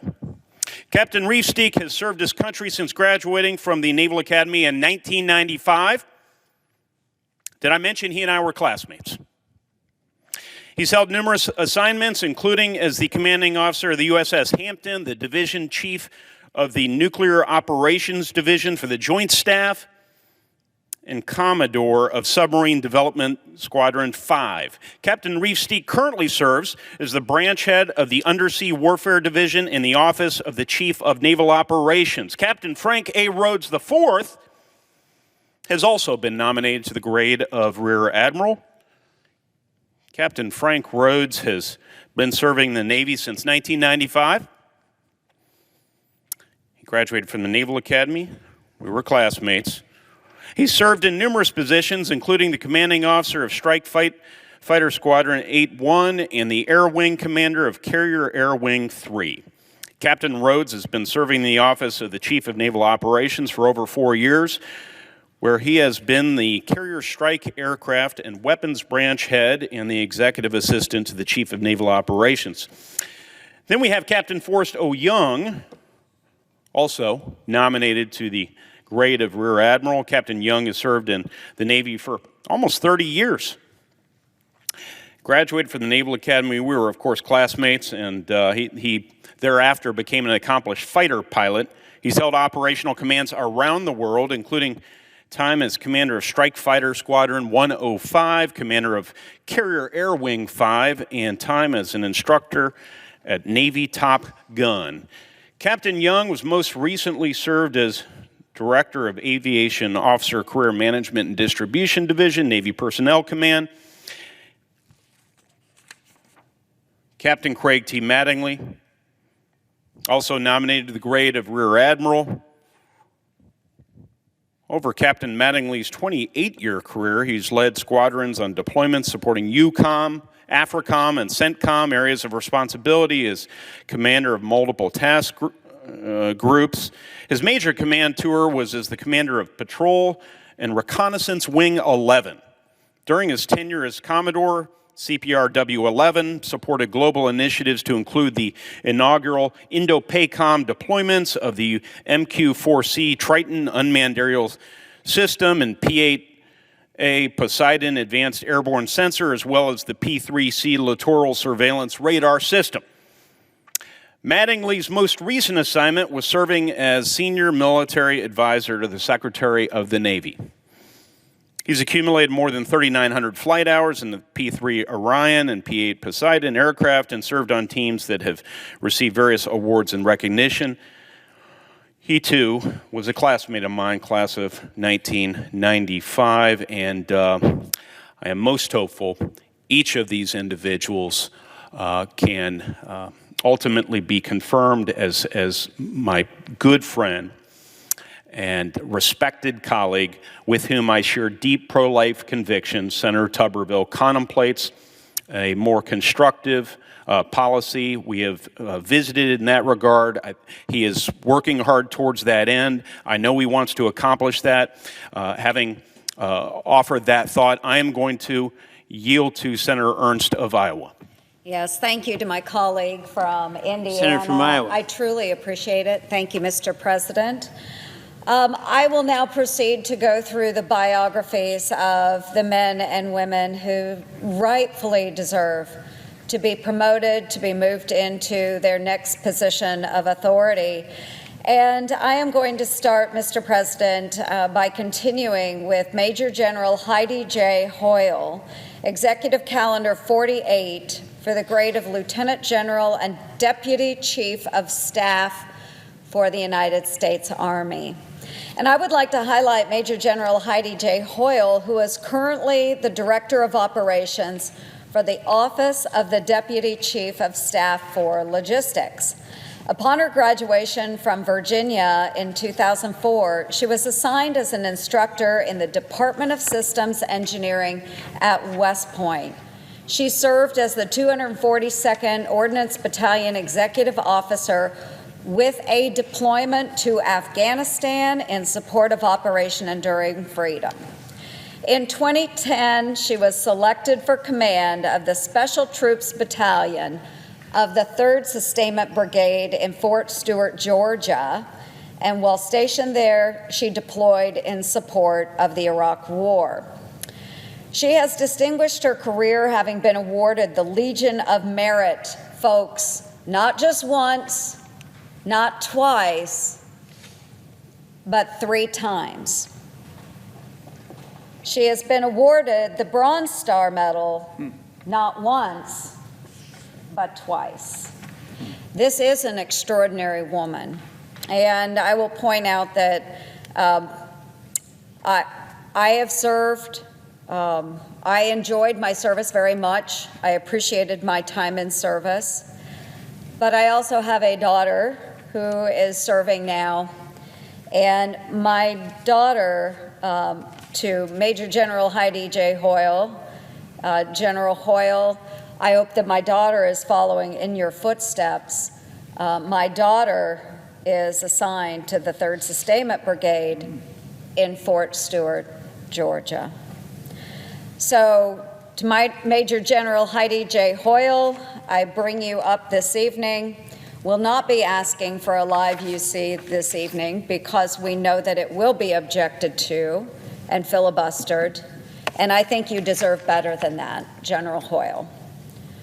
You have given your entire adult life in service to our nation under extremely difficult circumstances, and you have been awarded, again, the Legion of Merit 3 times and the Bronze Star Medal twice. I'm proud to be a staunch advocate of the United States Army community and once again standing up for valiant individuals who have answered the selfless call to serve. As more of our service members are under attack by Iran-backed proxies, we must fight for our United States Army community and get them in the fight.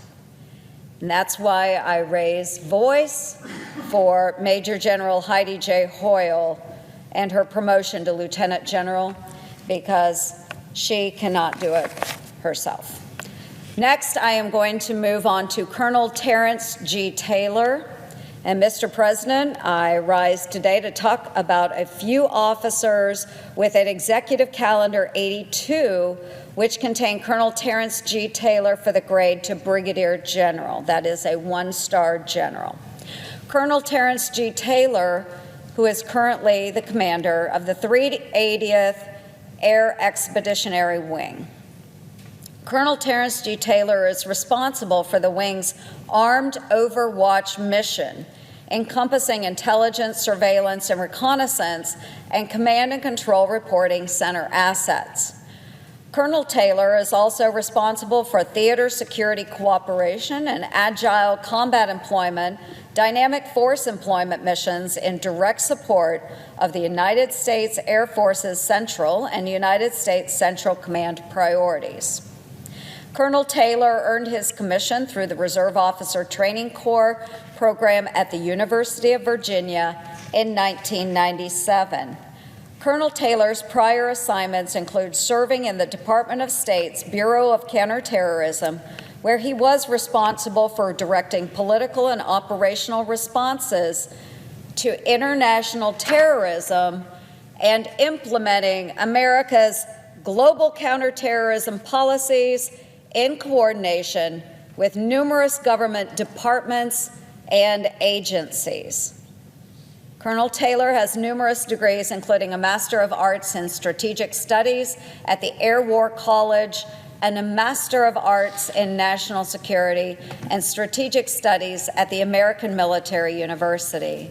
And this is why I am stepping forward tonight and not asking for a voice vote, but sharing the biography of the admirable service of Colonel Terrence G. Taylor and his promotion to Brigadier General, because as a member of the military, he is apolitical and cannot lobby members of Congress. So while he has no voice, While Heidi Hoyle had no voice, I am giving them voice tonight.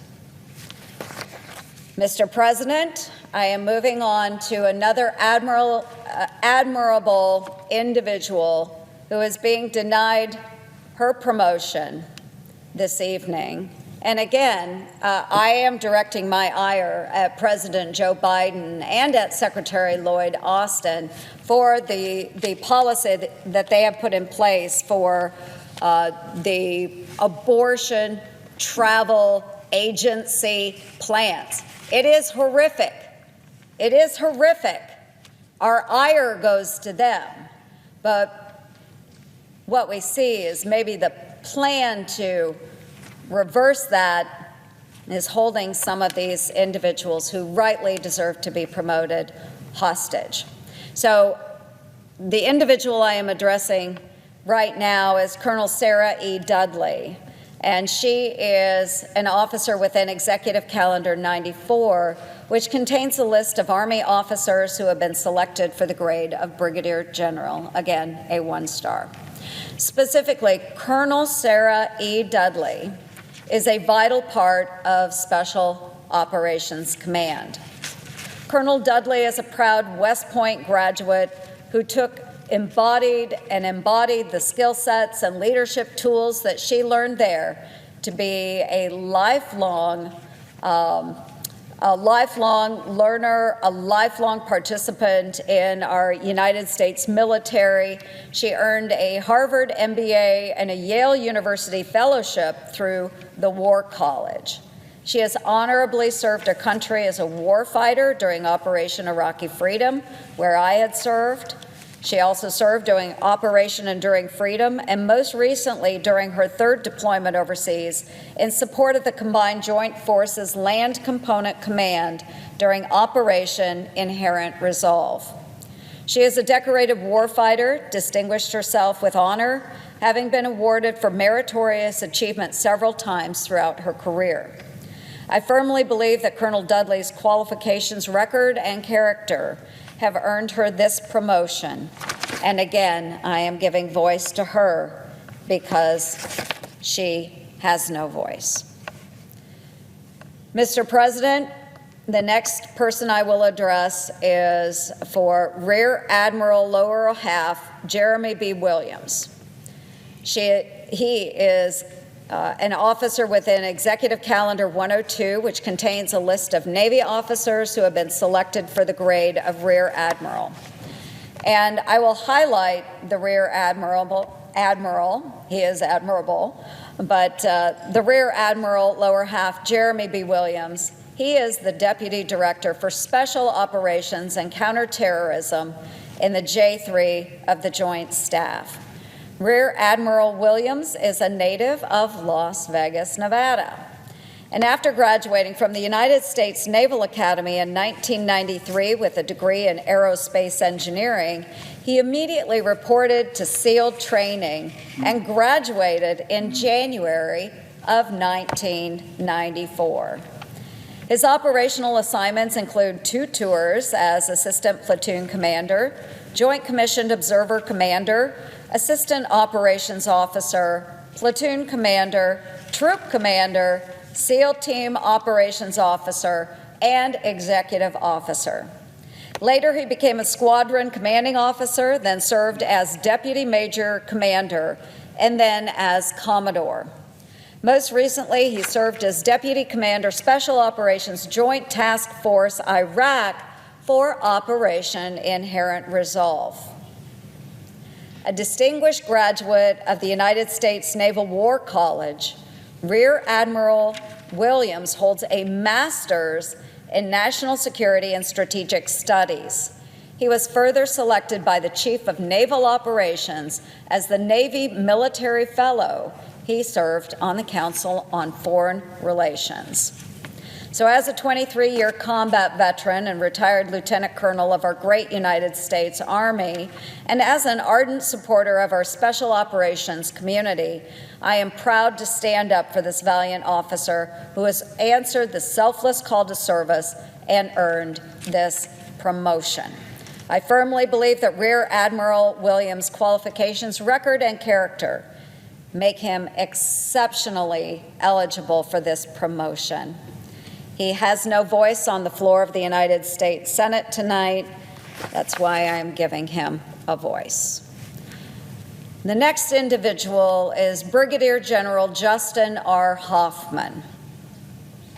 Mr. President, I'm rising today to talk about a few officers within Executive Calendar 110, which contains a list of Air Force officers who have been selected for the grade of Major General. That is a 2-star general. First, I would like to begin with Brigadier General Justin R. Hoffman, who is the Special Assistant to the Commander, Air Force Special Operations Command. This command is the Air Force component of the United States Special Operations Command. General Hoffman was born in Austin, Texas, and earned his commission from the United States Air Force Academy in 1995. He spent most of his career in special operations aviation assignments, deploying extensively.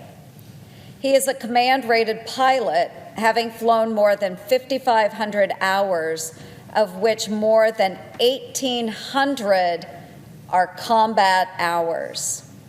He has flown the MC-130H and J models for the Commando 2, which flies clandestine, low visibility, infiltration, and exfiltration of special operations forces, primarily flown at night to reduce visual acquisition and intercept by airborne threats in politically sensitive or hostile territories.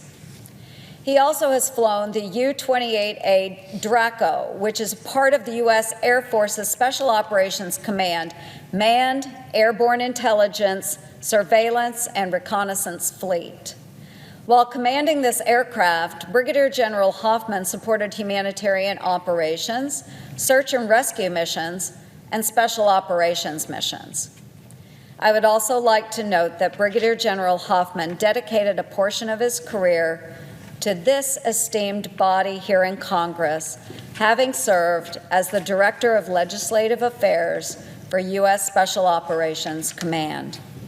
It is officers like this that I am proud to be a staunch advocate of within the special operations community, because right now, folks, the world is on fire, and we need more special operations command officers in the fight, not out of the fight. This is why I give voice tonight to Brigadier General Justin R. Hoffman and his promotion to Major General. Now, you can see as I am moving through these biographies of these incredible men and women who are being denied their promotion on this very night by individual vote on the floor of the Senate, you can see that they have storied legacy in their contributions to these great United States of America. It is without having these men and women and those that came before them in our great United States of America that we would not have life, liberty, or the pursuit of happiness. Those things cannot be achieved without the men and women that protect our country and its values. Next, Mr. President, I would like to continue with Executive Calendar 110. Again, a list of Air Force officers who have been selected for the grade of Major General. I would like to highlight Brigadier General Rebecca J. Sonkiss, who is currently the Deputy Commander of the Air Force Special Operations Command, the Deputy Commander of the forces who execute worldwide deployments and assignment to unified combatant commanders, the Deputy Commander to approximately 20,800 active duty, reserve, Air National Guard, and civilian professionals within the special operations community. This is no slacker, folks. Brigadier General Sonkiss has had an incredible career, starting with her acceptance and subsequent graduation from the United States Air Force Academy in 1994. She commanded the 15th Airlift Squadron through 2 deployments, was the vice commander of the 455th Air Expeditionary Wing at Bagram Airfield in Afghanistan, and commanded the 62nd Airlift Wing at Joint Base Lewis McChord and the 89th Airlift Wing at Joint Base Andrews.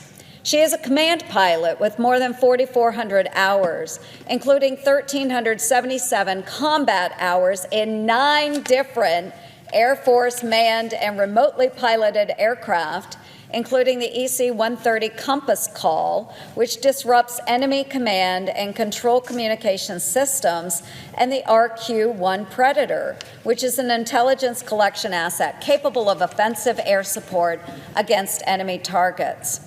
She has distinguished her career having been awarded the Defense Superior Service Medal, the Legion of Merit, and a Bronze Star.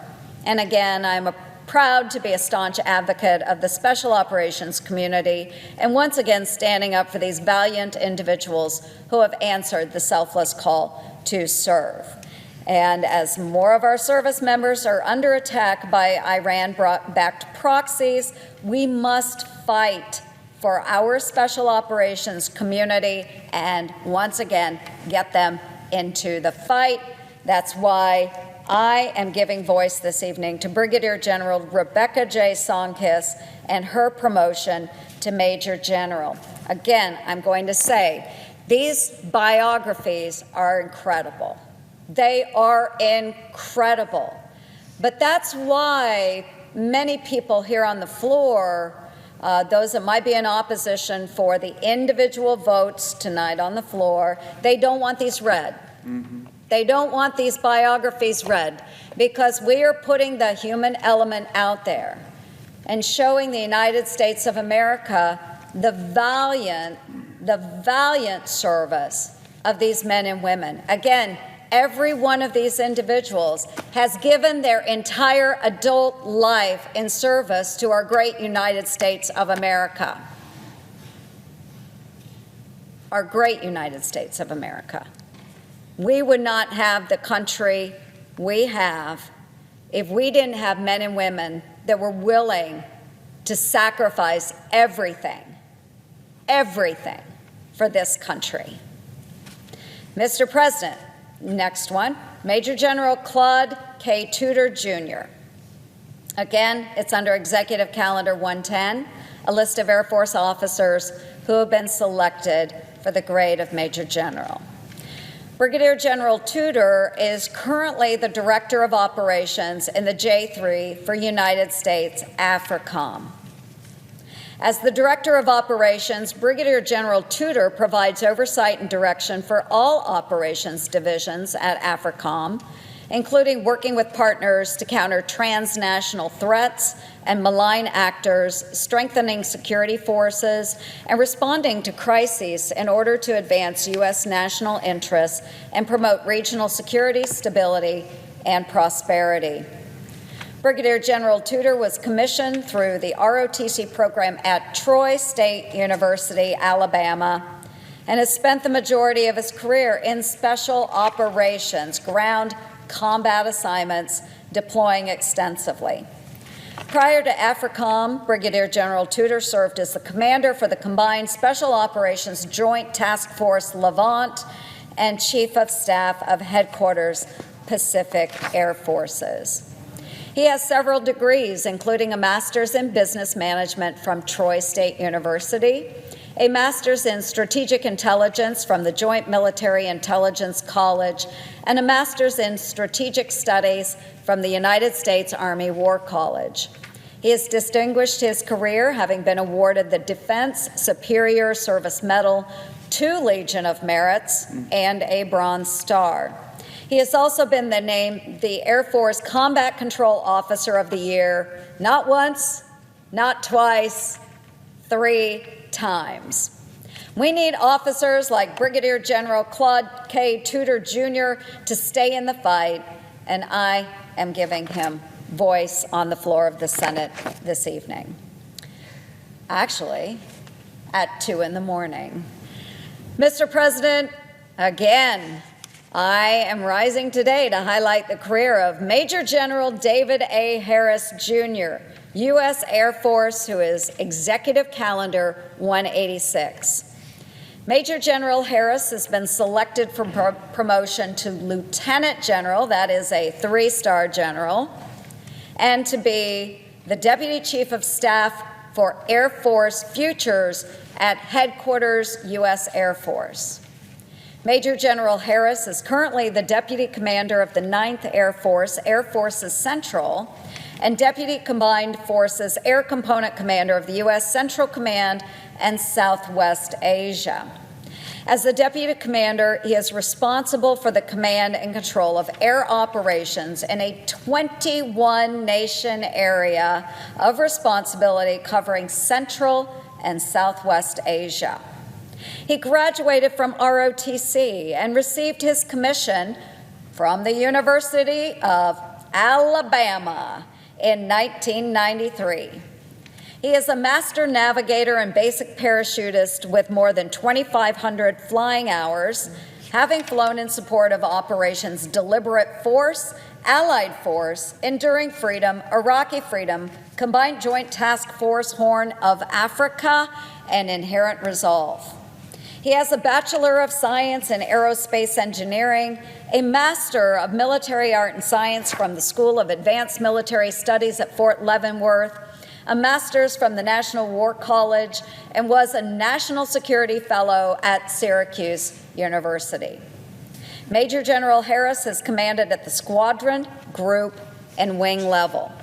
He has served as the Vice Superintendent of the U.S. Air Force Academy, the Deputy Director of Operations for Joint Special Operations Command, and the Director of Strategic Plans, Programs, and Requirements for Air Force Special Operations Command.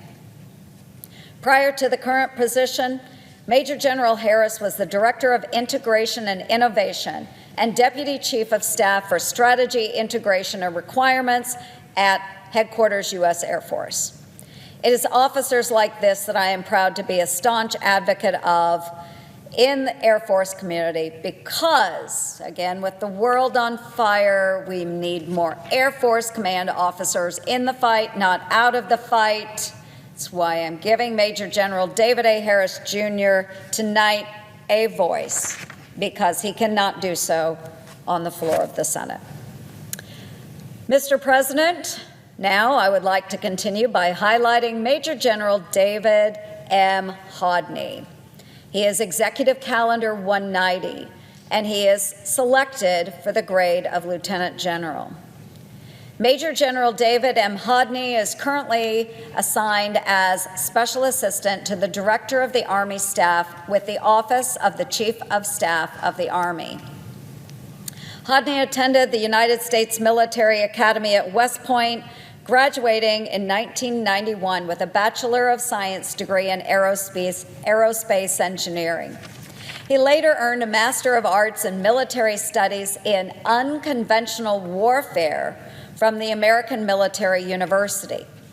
Hodney has commanded the United States Army Infantry School and served as the commanding general of the 4th Infantry Division in Fort Carson, Colorado, assuming command on August 19, 2021, and relinquishing it to David S. Doyle on June 13, 2023. General Hodney was awarded the Defense Superior Service Medal, the Legion of Merit 3 times, the Bronze Star Medal not once, not twice, not 3 times, ladies and gentlemen, but 4 times, and a Purple Heart, which means he was injured in the line of duty. Again, I'm proud to be a staunch advocate of the United States Army community, and once again am standing up for valiant individuals who have answered the selfless call to serve. That gentleman, again, was Major General David M. Hodney for the promotion to Lieutenant General. Next, Mr. President, I rise today to talk about Major General Carl H. Gingrich, Executive Calendar number 224, who is being selected for the grade of Lieutenant General to be Deputy Chief of Staff of the United States Army. Major General Carr H. Gingrich became the Director of Program Analysis and Evaluation in the Office of the Deputy Chief of Staff at U.S. Army Headquarters. As the Director of Program Analysis and Evaluation, he is responsible for developing the Program Objective Memorandum, which allocates resources in line with broader DoD guidance. Prior to his current assignment, Major General Gingrich served as the Director of Capability and Resource Integration at U.S. Cybercom, which included building the Joint Cyber Warfighting Architecture, which covers everything from data management to command and control at Cybercom.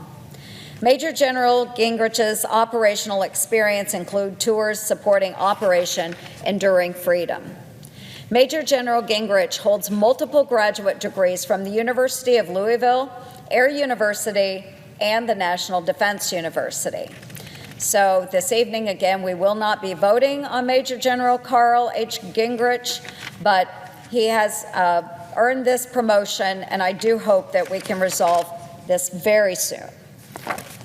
Next, Mr. President, I rise to talk about Major General John B. Richardson IV, Executive Calendar 233, who has been nominated to be Lieutenant General and Commanding General of the 1st United States Army. John B. Richardson IV was born in Baltimore, Maryland. He attended the United States Military Academy at West Point and graduated in 1991. In fact, he was the 5th member of his family to attend West Point, exemplifying a commitment to service. Major General Richardson was commissioned as an armor officer in 1991 from West Point. He is a proud armored cavalryman. His first assignment was with the 1st Armored Division, serving as a tank platoon leader with 4th Battalion, 67th Armored Regiment in Friedberg, Germany. He served in Iraq as the Squadron Operations Officer in the 2nd Armored Cavalry Regiment, and again a year later, he deployed as the aide-de-camp to the Commanding General of Multinational Security Transition Command. I am so proud of General Richardson, and I am glad to be able to stand on the floor of the United States Senate tonight and voice his qualifications.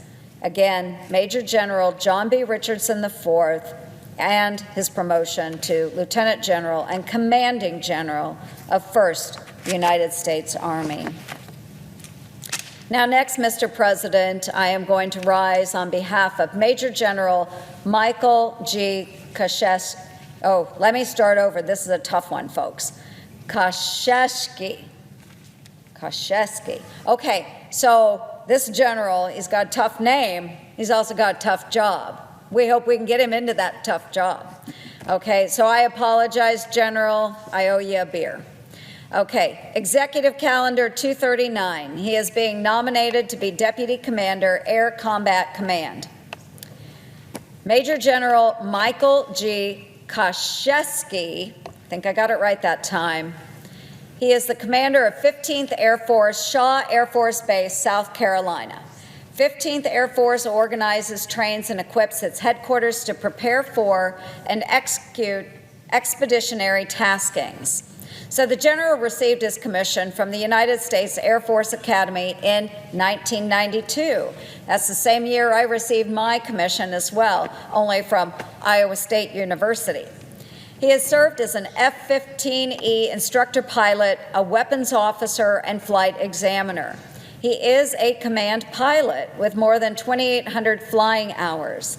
He has flown more than 650 combat hours over Syria, Iraq, and Afghanistan.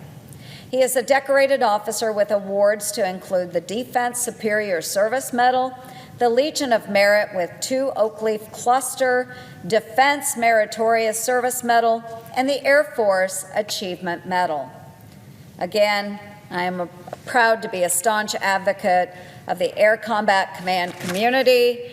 We need officers like this in the fight, not out of the fight, and that's why I am giving voice to them this evening.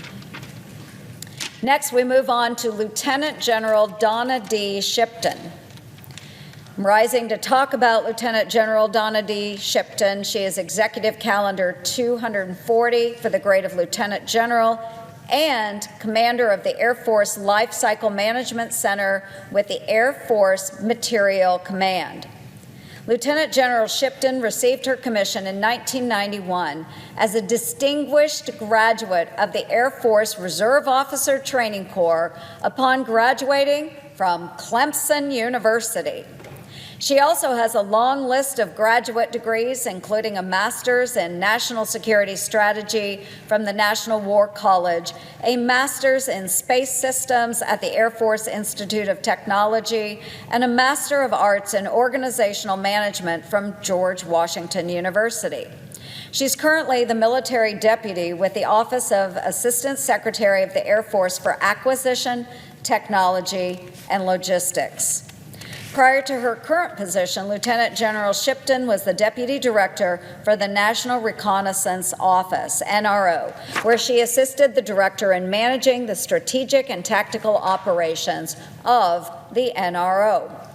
I truly believe we must stand up for the security and protection of our nation, and I am proud to recognize this deserving officer who earned this promotion and highlight her selfless call to service. That's why I am voicing my support this evening for Lieutenant General Donna D. Shipton and her promotion to Lieutenant General and Commander, Air Force Life Cycle Management Center, Air Force Materiel Command. Next, I am rising, Mr. President, to talk about an officer within Executive Calendar 243. Major General William J. Hartman. He has been nominated to be Lieutenant General and Deputy Commander of U.S. Cyber Command. Major General William J. Hartman is currently Commander, Cyber National Mission Force. A native of Mobile, Alabama, Major General Hartman is a distinguished military graduate of the University of South Alabama, where he received his commission through the Reserve Officers Training Corps as an infantry officer. Major General Hartman served in multiple positions as an infantry, military intelligence, and cyberspace operations officer with assignments in the United States, Italy, Germany, the Republic of Korea, Iraq, Afghanistan, and Turkey. Major General Hartman has commanded a company, battalion, brigade, and special mission unit and served as the senior intelligence officer at the battalion and the regimental level for the 75th Ranger Regiment. He is a bad mamma jamma and multiple tours as a SOCOM Joint Task Force J2.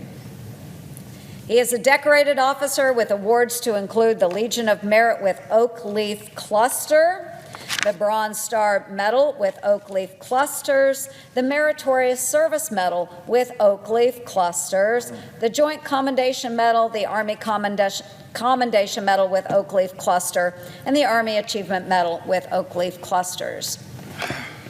It's officers like this that I am very proud to represent on the floor of the United States Senate. We need more folks operating within Cyber Command because we know that the world is on fire. We are in a new era. Cyber absolutely needs more officers like this in the fight, not out of the fight. Again, this gentleman hailing from the great state of Alabama, Major General William J. Hartman, and his promotion to Lieutenant General. Next, we have Lieutenant General John S. Kolashevsky. Oh my goodness, okay. I owe a lot of beers tonight. Executive calendar, it's an Army thing, Air Force thing, you got it. Okay, Executive Calendar 244, who is being nominated to be Lieutenant General and Deputy Commanding General of U.S. Army Europe, Africa. So the Lieutenant General was commissioned as an armor officer and holds a Bachelor of Science in Management from Bucknell University and a graduate's degree in engineering management from the University of Central Florida. Lieutenant General Kolashevsky has had a variety of command and staff assignments to include Deputy Chief of Staff of U.S. Army Forces Command at Fort Liberty, Commandant of the United States Army Armor School, Deputy Commanding General for the 1st Infantry Division, the Deputy Chief of Staff of Strategic Communications for NATO, and that's just to name a few. He is a decorated officer with awards to include the Distinguished Service Medal, the Defense Superior Service Medal, Legion, oh gosh, get this, Senator Sullivan, Legion of Merit with 5 oak leaf clusters, heroes, and a Bronze Star Medal with 3 oak leaf clusters.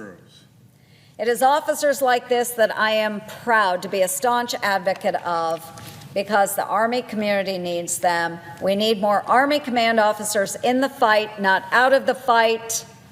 This is why I am standing up tonight in support of Lieutenant General John S. Kolashevsky and his promotion to Deputy Command General of the United States Army, Europe, Africa. Next, we have Colonel Jack J. Stum. So, Mr. President, I'm rising to talk about Jack J. Stum. He is a colonel under Executive Calendar 284 for the grade of Brigadier General. Colonel Jack J. Stum is currently serving with the United States Army Europe and Africa as a command chaplain. Colonel Stum has given years of service to our military and to his faith, serving as command chaplain for United States AFRICOM, the 18th Airborne Corps, and as staff chaplain for the Office of the Chief of Chaplains. I firmly believe that Colonel Stum's qualifications, record, and character make him exceptionally eligible for this appointment. And I speak with experience here. Our chaplains truly do God's work for the men and women that serve. That's why I am providing a voice this evening for Chaplain Stum and his promotion to Brigadier General. Next, I rise in support of Colonel Matthew S. Allen. Matthew S. Allen is an Air Force officer with an Executive Calendar 336, and he has been selected for the grade of Brigadier General. I would like to highlight Colonel Matthew S. Allen, who many of us know because he works directly with members of Congress. Colonel Allen is the director of the Office of Legislative Affairs for U.S. Special Operations Command, the position dedicated to maintaining the good relationship between United States Special Operations Command and Congress. And you will notice that a number of these biographies that I read earlier this morning, they were those that served within Special Operations Command and Joint Special Operations Command. He is the direct link on all legislative issues that deal with special operations resources, authorities, and oversight, collaborating directly with the House of Representatives and us here in the Senate to ensure full authorization of U.S. Special Operations Command's annual budget. Colonel Allen grew up in a military family with assignments all across the globe. He graduated high school in Fairfax, Virginia, received his commission from the United States Air Force Academy, and was selected as a Special Tactics Officer following graduation. Prior to his current assignment, Colonel Allen was the commander of the 24th Special Operations Wing, where he prepared special tactics forces to conduct special operations against threats to the homeland and to protect U.S. interests abroad. Colonel Allen has been privileged to command at the squadron, group, and wing levels and led joint operations for special operations task forces throughout the Middle East, the European theater, and the Indo-Pacific region. He has served in Operations Enduring Freedom, Iraqi Freedom, and Inherent Resolve, and was the recipient of the Air Force's 2006 Sinjan Leadership Award. He has spent his career in special operations, the Air Staff, joint operational assignments, as well as numerous combat and contingency deployments. I personally know Colonel Allen. He is an incredible officer within the special operations community. He definitely is an officer we need in the fight. I thank you and salute you, Colonel Allen, and I do hope that we are able to move you on very soon to your well-deserved appointment to the grade of Brigadier General. Next, Mr. President, I rise to highlight the career of Major General Sean M. Farrell, United States Air Force, who is Executive Calendar 339. Major General Farrell has been selected for the grade of Lieutenant General and has been appointed to the position of Deputy Commander of U.S. Special Operations Command. Major General Farrell is currently the Deputy Commanding General of Joint Special Operations Command. In this role, he oversees the study of special operations requirements and techniques, ensuring joint interoperability and equipment standardization. In addition, he prepares assigned, attached, and augmented forces to conduct special operations against threats to protect the homeland and U.S. interests abroad. He was commissioned through the Reserve Officer Training Corps at Florida State University. He has a Bachelor of Science, a Master of Science from Wright State University, and a Master of Science in National Resource Strategy from the National Defense University. He is a command pilot with over 3,500 flight hours in the AC-130H Spectre. That's bad. That's bad. AC-130W Stinger, AC-130U Spooky, we all know Spooky, Dan, right?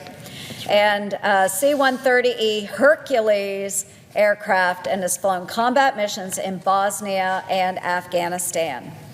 He has commanded the squadron, group, and wing levels, having commanded the 16th Special Operations Squadron, the 27th Special Operations Group, and the 1st Special Operations Wing. He has distinguished his career, having been awarded the Defense Meritorious Service Medal, the Legion of Merit, and the Distinguished Flying Cross with Valor Device for acts of heroism above what is normally expected while engaged in direct combat with exposure to enemy hostilities and personal risk. It is officers like this that I am proud to be a staunch advocate of within our special operations community. We need more special operations command officers in the fight, not out of the fight. And that's why I stand tonight and give voice to Major General Sean M. Farrell on his promotion and his assumption of position at U.S. Special Operations Command. Next, Mr. President, I rise in support of Brigadier General Lawrence G. Ferguson. He is Executive Calendar 384, which contains a list of Army officers who have been selected for the grade of Major General. Brigadier General Lawrence G. Ferguson is the Commanding General of 1st Special Forces Command, Airborne. Brigadier General Ferguson is a graduate of the U.S. Air Force Academy who cross-commissioned into the United States Army. He attended the Army Ranger School, then served with the 101st Airborne Screaming Eagles Division. He earned a master's degree in American history from Mississippi College and was an Army War College Fellow at Duke University, Sanford School of Public Policy. He served with the 7th Special Forces Group and has commanded at all levels, from captain through colonel, and served throughout Latin America and the Middle East. He has served in Operation Enduring Freedom, Iraqi Freedom, and Inherent Resolve in the Army's Special Missions Unit. His experience has included, more recently, Deputy Commander of Operations, 82nd Airborne Division, Chief of Staff, U.S. Army Special Operations Command, Commanding Officer, 10th Special Forces Group, Airborne, and Chief of Staff, 1st Special Forces Command, Airborne. And this evening, again, giving voice to those who cannot on the floor of the United States Senate this evening, Brigadier General Lawrence G. Ferguson on his promotion to Major General.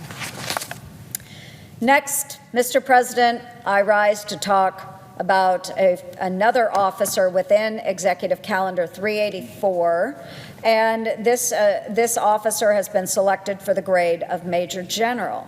Now, this is Brigadier General Stephen Marks, who is currently the Deputy Commanding General for 1st Special Forces Command, Airborne. Are we seeing a pattern here? Airborne. A pattern here.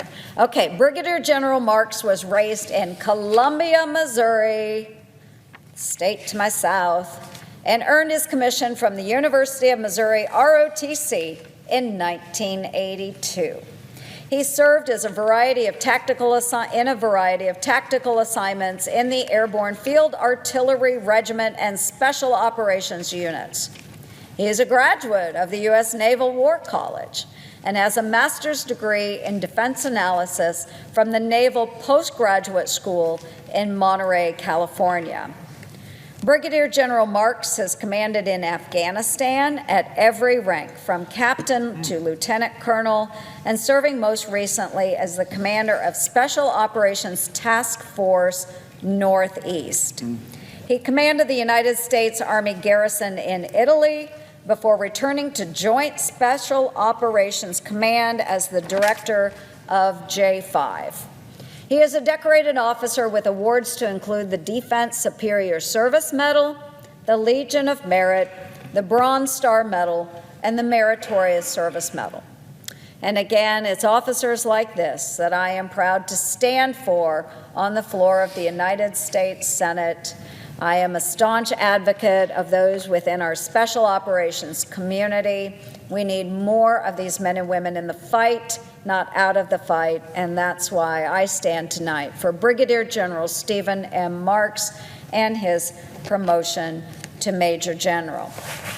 So, folks, that does conclude the nominees that I had for this evening. And I want to reemphasize that it is the bad policy of the Biden administration that we are in opposition to. All of us here, I know all of us, are adamant supporters of life. We stand for life, but we also stand for other innocents, the innocent men and women who are serving in uniform today, continue to serve without advancement in their career fields while their families are hanging in the balance. My colleague mentioned earlier, my colleague from Utah mentioned earlier, we have so many executive orders. We see the executive branch running away, taking additional authorities, and I'm paraphrasing. It's because Congress has gotten lazy and sloppy. Those were two of his words, lazy and sloppy. Members of Congress didn't want to do the work. But aren't we getting lazy and sloppy when we hold hostage innocent people? I understand that we have the opportunity to do these holds. But sometimes we have to work very hard to overcome adversity, just as these men and women have. So let's find a way. Let's lobby other members here within this body, because that's our job to do so. Not hold these members hostage to ever-changing demands. Now, we would have asked for individual voice votes tonight because that's what has been asked for in the past, but unfortunately has not been honored. So again, I stand for life. I will be an ardent supporter of life, and I will continue combating that, but I will not do it at the expense of these individuals. I will work with other members to find a way to overturn this egregious policy which President Biden and Secretary Lloyd Austin have put into place. So let's find a way to overturn the policy and advance these men and women. And with that, I yield to the senator from Alaska. Mr. President. Senator from Alaska. Thank you, Mr. President. And I want to begin by thanking Senator Ernst, my good colleague, Joint Operations here, giving voice to these great Americans. Now, look, if you're watching, I know it's almost 2:30 in the morning, but you're watching your American citizen, you got to be proud. I am so proud. These are great Americans. These are the best of what we have. They're heroes, and their families are heroic. And look, a core principle as Republicans that distinguishes us, in my view, from the other side is our serious focus on national security, readiness, a strong military, and yes, taking care of our military and their families. That is what we stand for. And it just makes me proud to listen to who we have up for confirmation to be a 1, 2, 3, or 4-star general. We need them. Senator Graham said, hey, we're coming on to the holidays. It's true. I had two Thanksgivings where I was deployed overseas. And it's not easy, right? You're missing your family. You're out there protecting your country. You don't think many people are even thinking of you when the rest of the country's celebrating and you're doing your duty. So what we said 2 weeks ago is we will have your back. If you're a military member who's being held up right now, we will have your back. And that's what we're doing. Like I said, Mr. President, I don't relish this. I didn't relish it 2 weeks ago. Kind of down here, as I mentioned, more in sadness and frustration than anger. But I also come from a state that's incredibly patriotic, Alaska. More veterans per capita than any state in the country, and they expect this of their senators. Stand up for our men and women in uniform. And don't punish the military for something they have nothing to do with. Every one of those people Senator Ernst talked about, who we were going to try and confirm tonight, have nothing to do with the dispute, that we all are in agreement. Every senator on the floor right now is in agreement. I've been working with Senator Tuberville for months together to try to reverse this policy of the Biden administration. I agree 100%. It violates the Hyde Amendment, violates the rule of law. So I want to keep working with Senator Tuberville and others on ways to reverse that. But what we can't do, what we shouldn't do, but what is happening right now is we're punishing those who have nothing to do with it. And why punish patriotic military members over a dispute that they have no ability to fix and they didn't cause? Go after the civilians. Let's do it. I'm taking them hostage in terms of holding them. They have the power. But why punish these war heroes who have served our country so faithfully? Why single out the Americans? You know, you have all kinds of federal workers, but there's very few federal workers who sign a blank check with their life. That's all the people Senator Ernst read. They sign a blank check with their life saying, all right, less than 1% of our great nation's population does this. Less than 1%. And nobody's told me. Senator Lee had a lot to say tonight. I agreed with 99% of it in terms of his talk about the Constitution and who has the ability to make laws. I couldn't agree more. But no one's come out and said, well, but here's why we're going to punish those people that Senator Ernst just read about.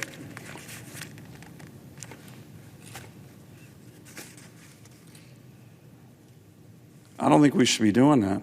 I think we should be giving them a voice. And that's what we've been trying to do. So as I mentioned, Mr. President, one of my goals tonight, what I mentioned in my remarks, was to bring up these nominees one by one, try to get them cleared. As Senator Tuberville mentioned, but it was that he had mentioned that he was fine with a while ago. By the way, this is regular order. We did some research. There's only been 2 brigadier generals confirmed by a recorded vote in the last half century. Okay? Twice that's happened in the last half century. So the regular order is actually you do by voice vote and block. What we're offering is, hey, we'll do it by voice vote individually. Everyone. We'll be down here 450. Senator Ernst and I would stay here all weekend to do that. But it's very clear from my colleagues that that's not going to happen. Look, to be honest, if I were blocking all these military heroes, I wouldn't want their bios being read on the floor. But we're going to do that. Because here's the other thing about this. There's a lot of emails and texts, and we know a lot of people are tweeting about this. But guess who can't go out and hold a press conference on this? The military members. It's not their job. So, and then finally, Mr. President, one other issue, and then I'm going to start talking about the people we were going to bring up, is we really got to think about this issue, a strategic risk to the force. We have 450 officers, 1, 2, 3, and 4-star generals. And yes, I know a little bit about the military, having served for 30 years. The system is kind of stymied, and so even the ranks below 1 and 2 and 3-star are starting to kind of get blocked. So I'm not saying that Senator Tuberville has a hold on those, but it's impacting those ranks as well. And where I'm very nervous, because I talk to a lot of my peers in the military, is that, you work 30 years, you do deployments, you sacrifice, big sacrifice for your families. These great men and women have options. And at a certain point, they time out in terms of their ability to move up, or they have to get out. So if we start to lose a generation of our best, most combat-capable military officers over this, especially during this very dangerous time,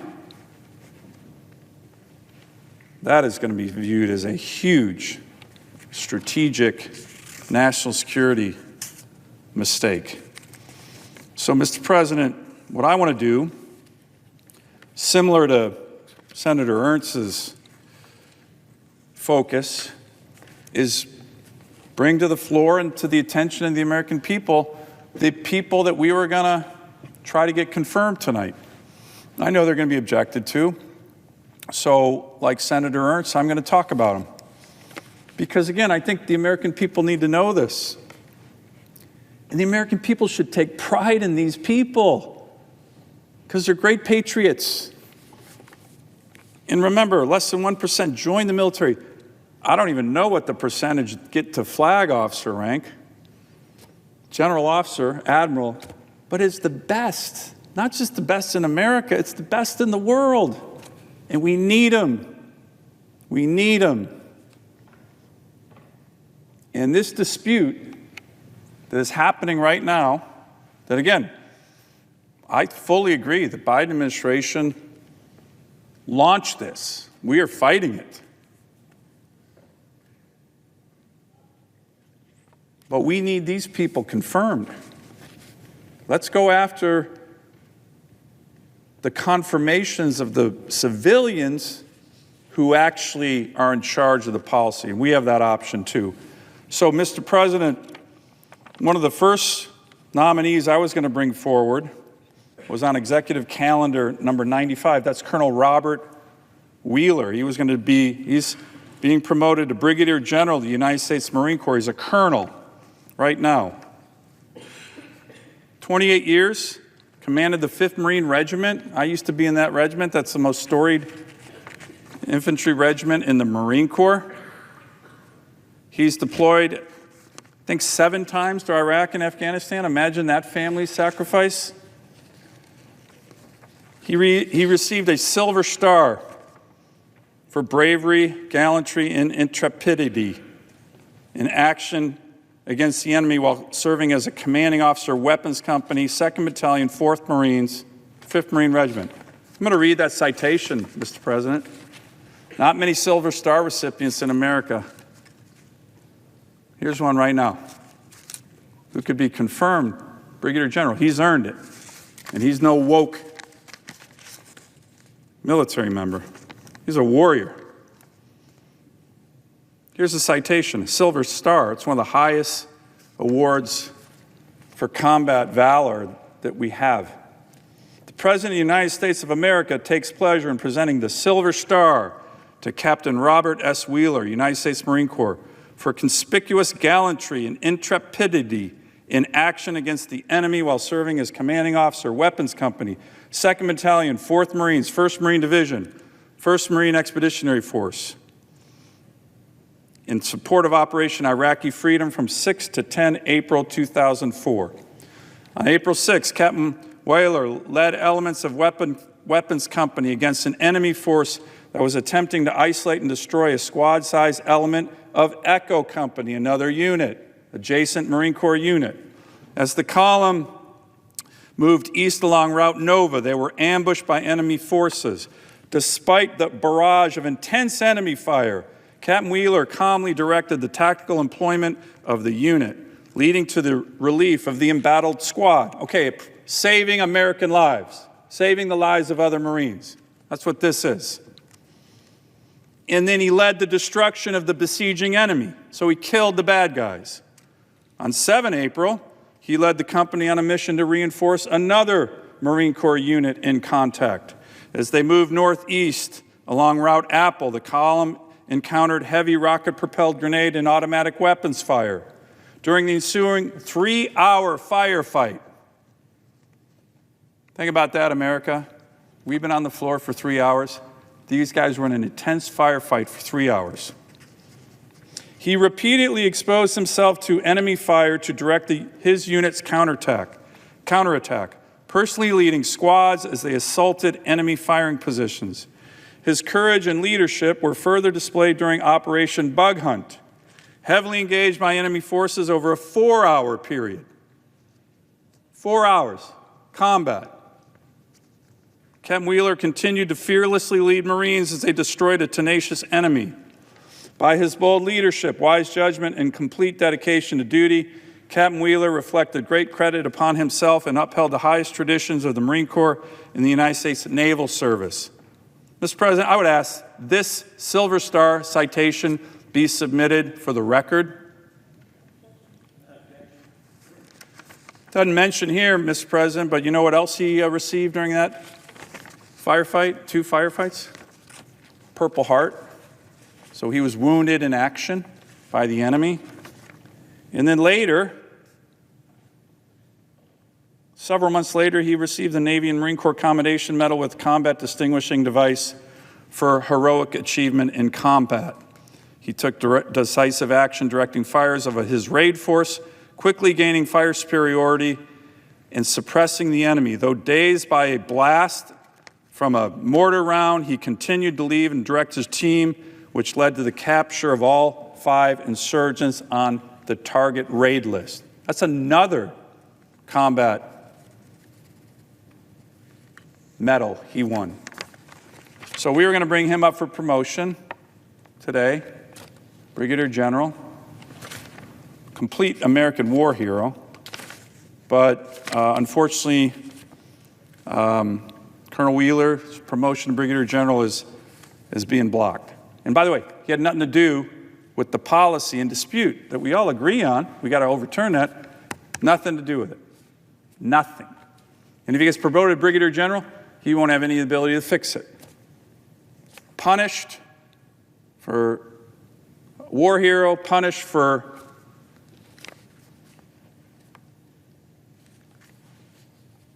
an issue he has nothing to do with.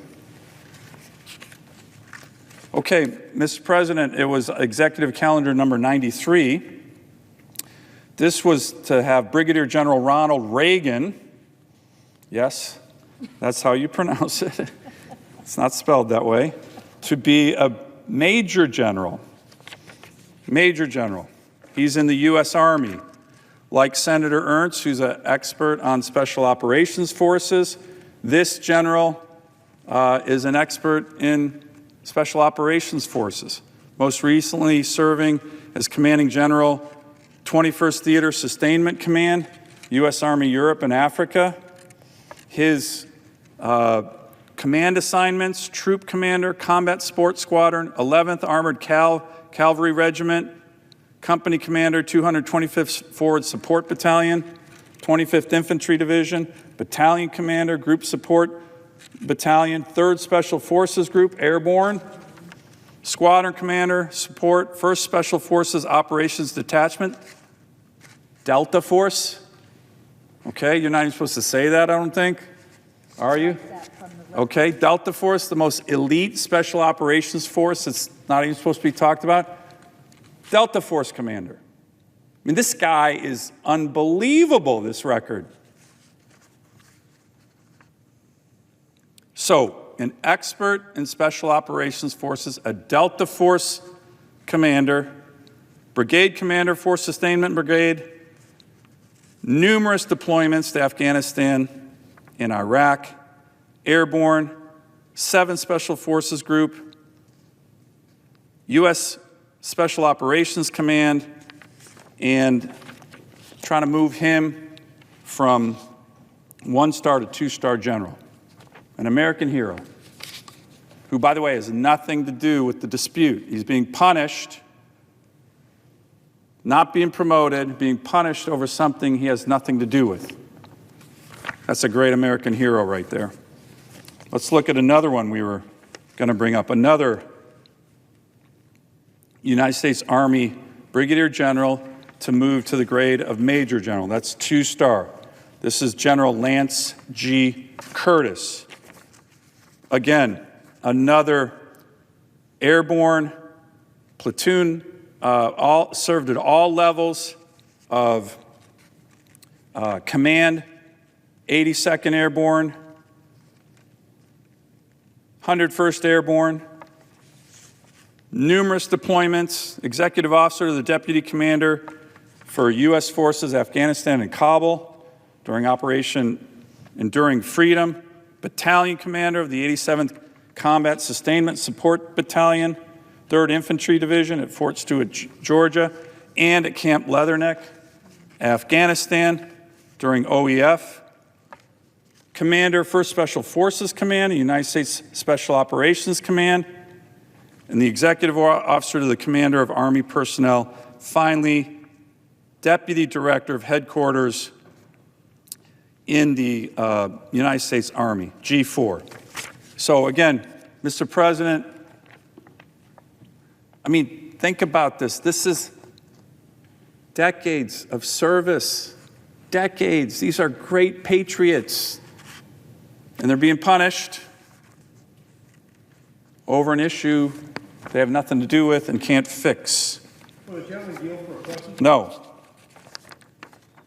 I'm getting through. This is really important for me to make sure the American people hear about these warriors. So I'm prioritizing. Yeah, I've got a question relative to I'm prioritizing. No, I won't. Mr. President, the next hero that we're trying to confirm is Brigadier General Michelle Donahue to be Major General in the United States Army. 26 years of service. Currently, Michelle Donahue is a Brigadier General. She has served in the 1st Infantry Division, in the U.S. Army Special Operations Command. Her combat tours include deployments to Jordan, with the 528 Special Operations Support Battalion, a deployment to Iraq, a deployment in support of Operation Iraqi Freedom, a deployment to Afghanistan in 2014 as the squadron commander for the Regimental Support Squadron. Major General Donahue has served as a special assistant to the 37th Chief of Staff of the Army and to the 18th Chairman of the Joint Chiefs. Operational command at the highest levels with the Chief of Staff of the Army in terms of being a special assistant there, trying to get promoted from Brigadier General to Major General. That's a 2-star general, and is being blocked over something that she has nothing to do with. So again, we need these warriors. We need these warriors on the field. Speaking of warriors, this is another nominee who has made the grade of Major General. That's a 2-star general. And as Brigadier General Thomas Harrell. He most recently served as the director for the Defense Health Network and the commander of the 59th Medical Wing. Now, this is also really important. You don't hear about this element of our military that much. The leaders who lead the medical units, so important. Brigadier General Harrell has commanded at the squadron level, a DoD hospital and Air Force Medical Center.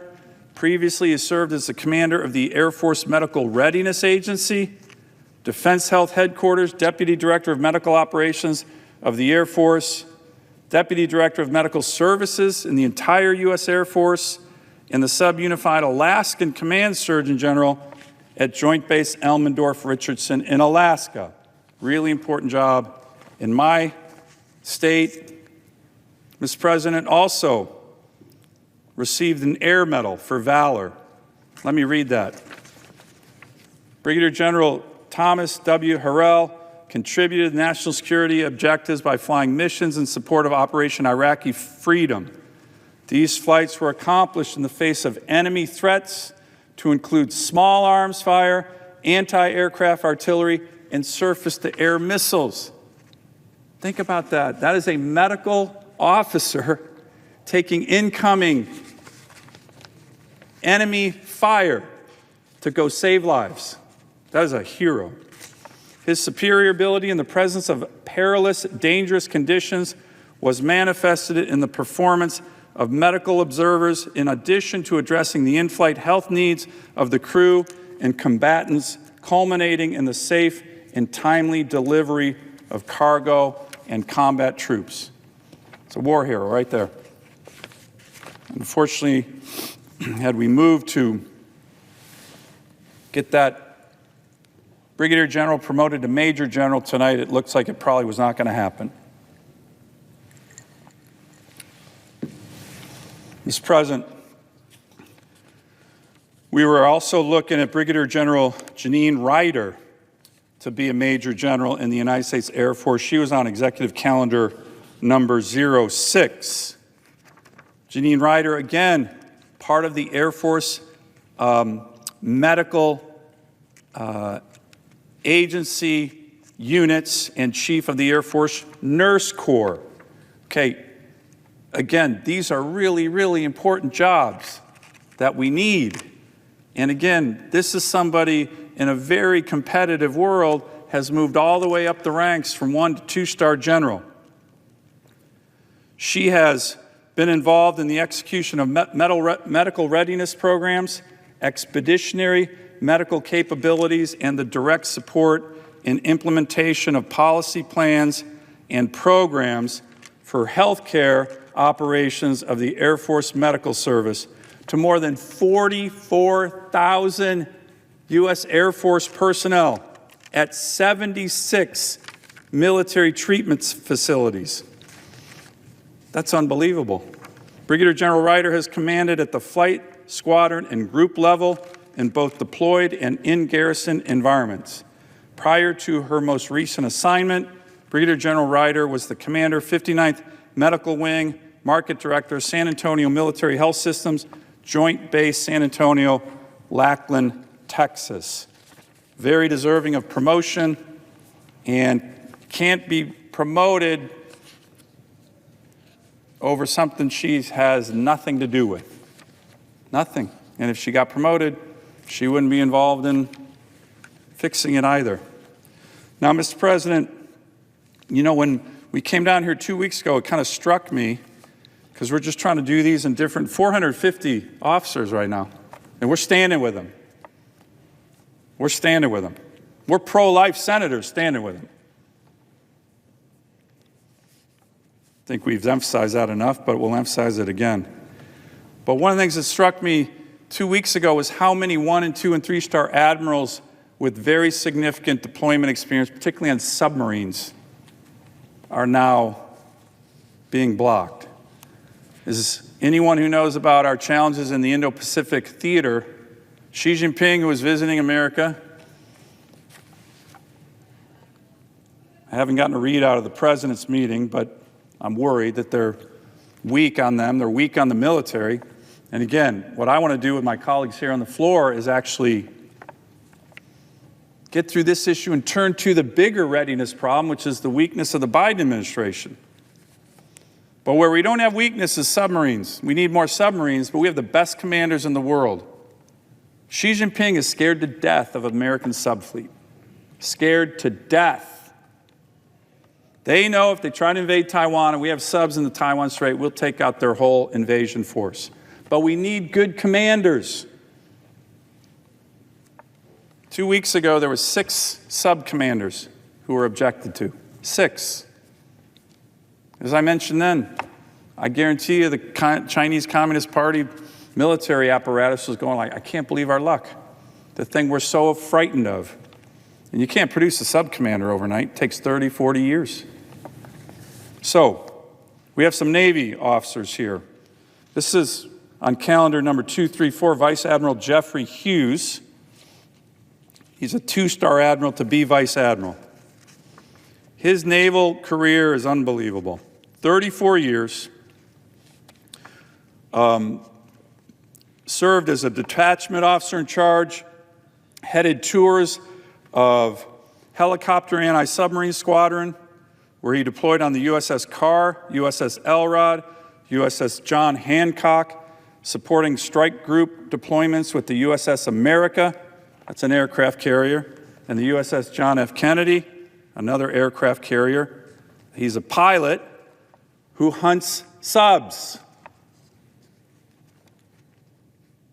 As a MH-60 Hilo pilot, he was named the Pilot of the Year and was co-recipient of the Commanding Officer Helsman Award for calendar year 1993. So, best of his class. He served as executive officer and 14th commanding officer of the Fighting Vipers.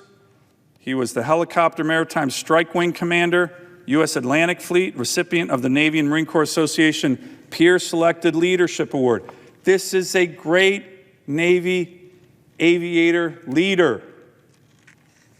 As a flag officer, Admiral Hughes has served as Commander, Navy Recruiting Command, Commander, Expeditionary Strike Group 2, and most recently, Deputy Chief of Naval Personnel Commander, Navy Personnel Command. Credible Navy leader. We need more Navy officers. Confirmed. He's being blocked over an issue he has nothing to do with. We'd like to move him on regular order tonight. Regular order would be an individual vote. We're ready to take it. Fortunately, it's going to be blocked. So that's not good for our national security. As I mentioned, the Biden administration's budget right now shrinks the Navy. That's horrible. But we at least need to get our great Navy officers on the ships in the command. The next one, Mr. President, we were looking at was a brigadier general to be major general in the U.S. Air Force. Brigadier General by the name of Curtis R. Bass. He was on executive calendar number 110. And again, boy, look at this guy's resume. Unbelievable. He's seen as Senior Executive Officer of the 22nd Air Force Chief of Staff, the commander of the EAC Joint Surveillance Target Attack Radar System Combat Flying Squadron at Al Udeid Air Base in Qatar. By the way, our military members in the Middle East right now are taking fire. They're in combat.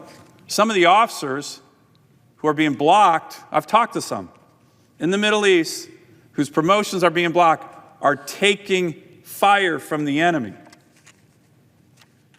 What? You don't think they're bitter right now? I know they're bitter. They're taking fire from the enemy. One-star generals, colonels, I know this, I've talked to them.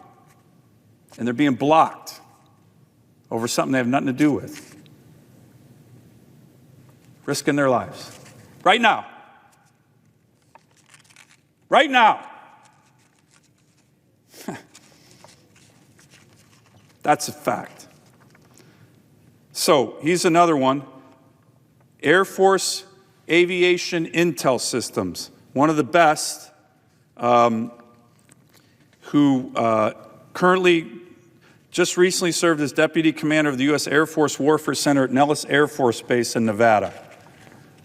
Tremendous operator, being blocked over something he has nothing to do with and no ability to fix. These are apolitical members, right? By the way, this blanket hold, we've done the research, we've never had a blanket hold this long, this duration, this many officers in the history of the United States of America. The next officer we are going to bring forward, Mr. President, was Air Force Brigadier General Jason T. Hines, to again be promoted to Major General. U.S. Air Force officer. Boy, oh boy. Look at this guy's background. He's flown all kinds of positions, including 1st Fighter Wing Commander, F-22 Fighter Squadron Commander, F-22 Instructor Pilot and Flight Examiner, F-16 or F-15C Instructor and Weapons Officer Instructor. I think over 4,000 hours flying. I mean, this is probably one of the best pilots in the world. He's previously served as the Director of Plans, Programs, and Analysis at the United States Air Force in Europe, in Air Forces in Africa, and Ramstein Air Base, Germany. He has been selected to be a 2-star general from 1-star. Really hard to do. Really hard to do. And unfortunately, we can't get him confirmed, despite the fact that he has nothing to do with the policy that we all want to fix. Everyone here wants to fix that policy. But he has nothing to do with it. And he's being punished for this.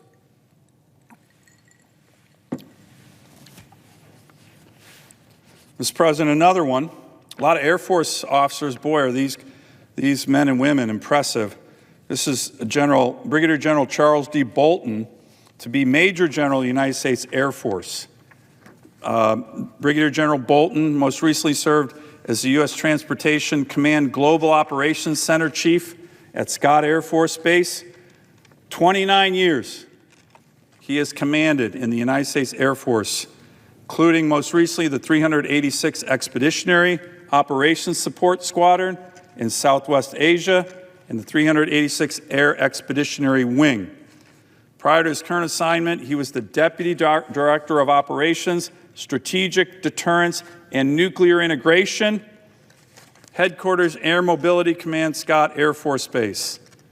He's a master navigator with almost 3,000 hours in a C-130E and a C-130H, and he is a distinguished graduate of U.S. Air Force Weapons School, multiple tours to Iraq, Afghanistan, Inherent Resolve, Iraqi Freedom, multiple tours. And by the way, Mr. President, Senator Ernst and I, we're not even talking about it, but think about the families behind all of these officers and all of these deployments and their children and how much they have sacrificed. That's something else we need to think about. It's not just the men and women in the military wearing the uniform, it's their families. And this is really negatively impacting the families as well. As Senator Ernst has said, they don't have a voice. We're trying to give them a voice. And we're trying to say, we're remembering. We're remembering. We have your back. We're down here again. We told you we'd be down here again, and we're down here again. The next one, Mr. President, another Air Force one-star general to be Major General. This is John R. Edwards. He was on executive calendar number 110. He most recently served as the Director for Strategic Capabilities Policy on the National Security Council. 28-year military career. Get this, has commanded the 28th Bomb Wing at Ellsworth Air Force Base, South Dakota, 479th Flying Training Group at Pensacola Naval Air Station, and the 96th Bomb Squadron at Barksdale Air Force Base, Louisiana. He has served on the Joint Staff at the J-8, and prior to his current assignment, he was the Director of the Nuclear Enterprise Defense Threat Reduction Agency. Just amazing experience. He is a Master Combat Systems officer with over 2,500 flight hours, including 237 combat hours in Operation Allied Force and Enduring Freedom. He also has a Valor Award. Let me read that. It's an Air Medal for combat action at the onset of Operation Anaconda. That was the military operation in Afghanistan. His aircraft extended its alert interdiction time over the battlefield to support coalition ground units, providing crucial firepower for American troops in contact. What does that mean? That means we had troops who were on the ground in combat, and he came in with air power to suppress the enemy, saving American lives. His crew then released 45 Mk-82 gravity bombs, destroying the enemy troops that were threatening friendly American ground units. During another mission, his attack aircraft struck 9 targets using a complex combination of joint direct attack missions, and all targets were destroyed, saving countless American ground forces. That's an American hero. Right there. I just read his Air Medal, combat citation. An American hero. And his career right now is being punished for something he had nothing to do with. Mr. President, we have another one. Brigadier General Air Force Sean Choquette to be Major General, 33 years in the U.S. military, 2,800 hours flying, 300 deployed combat hours flying in terms of Uphold Democracy, Southern Watch, Iraqi Freedom, Enduring Freedom, Inherent Resolve. He is commanded at the company, squadron, and group and wing levels. That's literally every level of command in the Air Force. This is a great leader. A great leader. And again, he was awarded the Defense Superior Service Medal in terms of combat operations and Inherent Resolve, Deliberate Resolve, and Freedom Sentinel. Enabled the U.S. and 17 coalition nations over the time he was in command to deliver 20,000 strike sorties, 39,000 flight hours, and employ and deliver over 8,000 weapons. This is a warrior who we need right now, who's on the bench, can't get confirmed through no fault of his own on anything. Mr. President, the next officer we were looking at trying to promote was Major General Greg Macelio to be a Lieutenant General, 3-star general. He was most recently the military deputy to the Undersecretary for Policy at the Pentagon. And if confirmed, the agency that he would lead focuses on operations all over the globe. Prior to his current position, he was the executive officer for the Air Anti-Submarine Warfare, Assault and Special Missions Programs at Naval Air Station Command, where he served, and he previously served at NAVAIRS as NAVAIRS Commander for Logistics and Industrial Operations. He understands the systems in our Pentagon. He'd be promoted to 3-star general. We are here talking about his service. Mr. President, the next officer that we are going to try and promote through regular order, by the way, an individual voice vote, still haven't heard why that's not acceptable, was Rear Admiral Jeffrey Jablin to be a Vice Admiral, 3-star Admiral. Again, when you look at Admiral Jablin's career, he's one of these ones that I was talking about recently, incredible experience as a submarine commander. Incredible. Fleet Naval Submarine Warfare Strategist at U.S. Special Operations Command, Commander Submarine Development Squadron, 12, Deputy Commander for Training, Naval Submarine School, Prospective Commanding Officer Instructor. And remember, Mr. President, these are nuclear-powered subs. The most advanced warfighting machines in the world. The Chinese are scared to death of them. But you cannot just grab an ensign or a lieutenant and say, hey, go command a nuclear sub. It takes decades to train somebody on a nuclear sub. He's commanded at all levels in terms of the submarine force, and we're trying to get him promoted to 3-star general, or I'm sorry, 3-star admiral. Mr. President, again, this is a huge strategic advantage we have over China, our submarine force, and yet so many of these admirals are being blocked, Mr. President, I have a few more. Actually, we have a lot more. It's coming on 3 a.m. I really appreciate my colleagues being here. But we're trying to give voice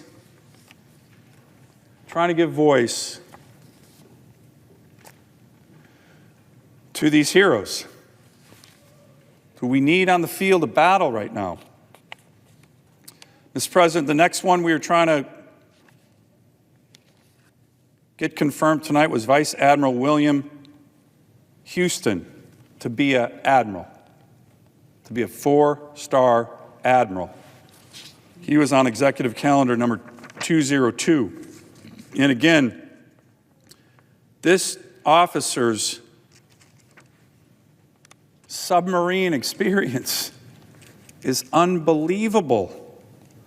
Many key positions, including division officer of the USS Phoenix, that's a sub. The engineer officer above the USS Hampton, that's a submarine. The executive officer above the USS Tennessee, that's a strategic ballistic missile sub.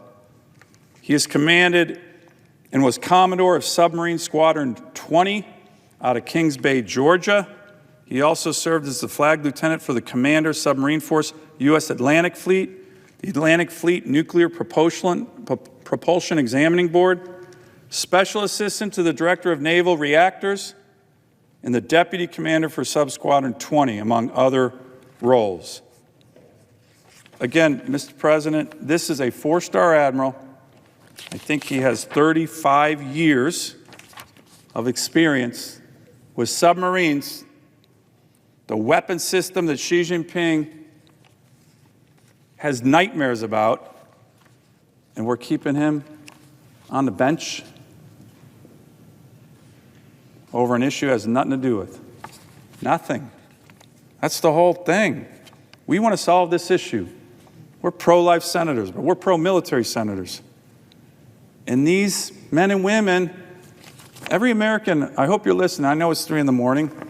We're here to give them voice. But if you're an American and you read about Admiral Houston's background, think about what his family's gone through. Think about the options he has. in his world. We don't want him to leave. We don't want any of these people to leave. We need them. This is the most combat experienced group of general officers probably since World War II. Mr. President, let me turn to another branch, the U.S. Army.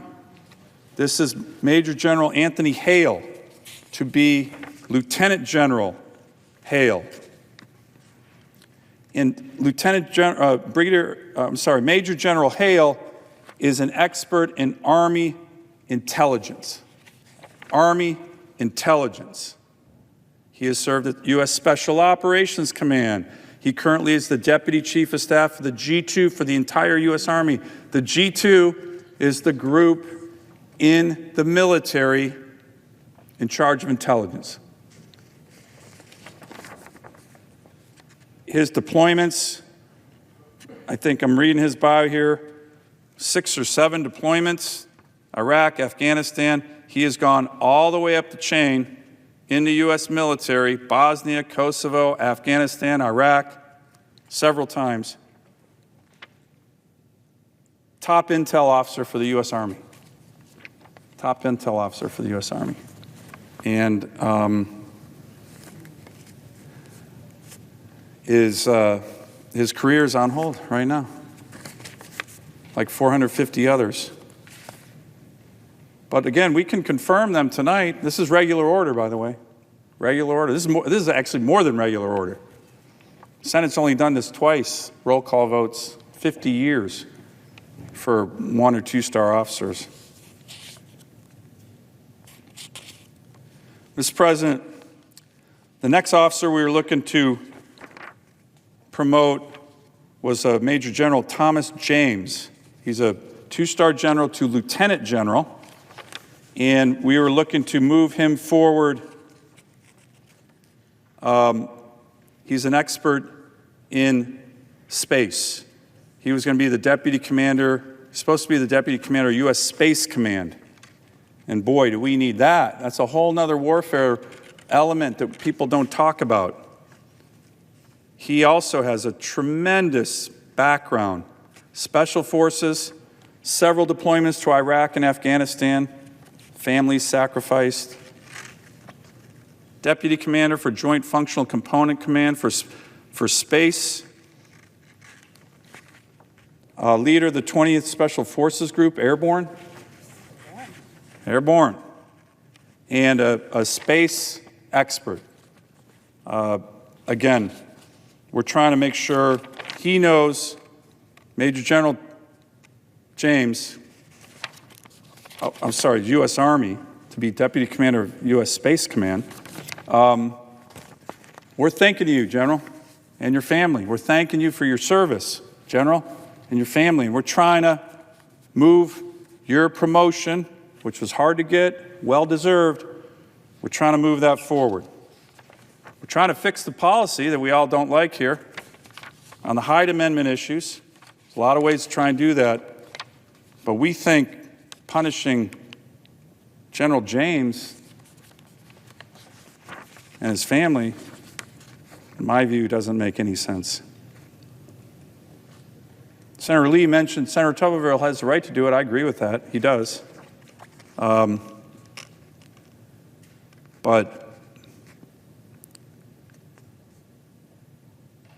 I don't agree with the tactic. Mr. President, the next officer we were looking to promote was Major General Spain, U.S. Air Force, to be Lieutenant General, 3-star general. He's to be the Deputy Chief of Staff of Operations for the entire U.S. Air Force. That is a huge job. He's got over 30 years of military service. He's a pilot. He's served as a weapons officer for the 58 Fighter Squadron.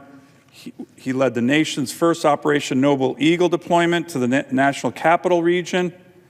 He has numerous deployments to Iraq, Afghanistan. He served as the 53rd Wing Commander of the 380th Air Expeditionary Wing Commander. He has led the operations for the J3, that's operations, military operations, for U.S. European Command during Afghanistan, and the J3 at U.S. EUCOM in response to Russian aggression in support of Ukraine, up to and through the invasion. He is a command pilot with more than 2,300 hours and multiple aircraft, primarily the F-15C and F-22. An incredible warrior there. Incredible warrior. Combat sorties, here's an Air Achievement Medal, Legion of Merit. Senator Ernst is talking about a lot of Legion of Merit. Skillfully led a rotational force of over 10,000 coalition personnel, 50 combat aircraft. His combat team executed over 5,600 sorties and 52,000 flying hours, offloaded nearly 2 million pounds of fuel, collected intelligence on 172,000 targets, supported 3,800 strikes against the Islamic State in Syria and Iraq. You don't think we need him now? We're bombing terrorist groups in Iraq and Syria as we speak. That's exactly the kind of officer we need in the field, fighting, not on the bench. Mr. President, the next one we were looking at was Colonel Paul Sellers to be a brigadier general. Colonel Sellers, like a lot of the people we've spoken about tonight,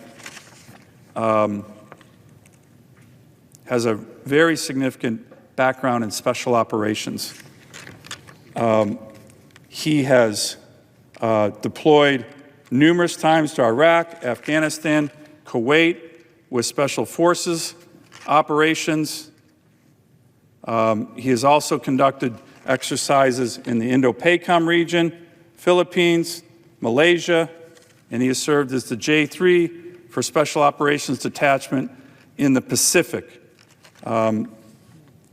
Again, Paul Sellers, Brigadier General to be Major General, incredible background,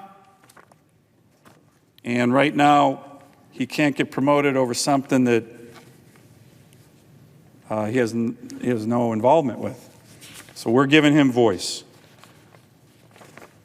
The next one, Mr. President, is Brigadier General Jacqueline Brown to be the grade of Major General.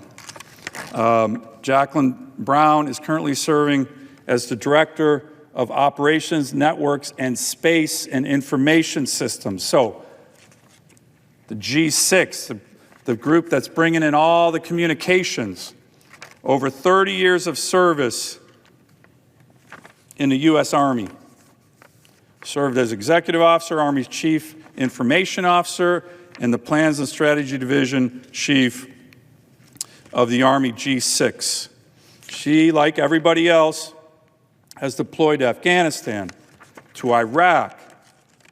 She has been a Chief of Operations and Plans for the G6 for the Army's 3rd Corps at Fort Hood, and has served at different levels in her career, starting in the 6th Signal Battalion at Fort Richardson, Alaska, and later Battalion Signal Officer in the 106th Military Intelligence Battalion. Mr. President, I was talking about how medical units are so important, but so are these information systems, comm systems, space systems, and Brigadier General Jacqueline Brown is one who has an amazing career. We're trying to get her promoted to 2-star, and I hope we can do that soon. Just a couple more, Mr. President.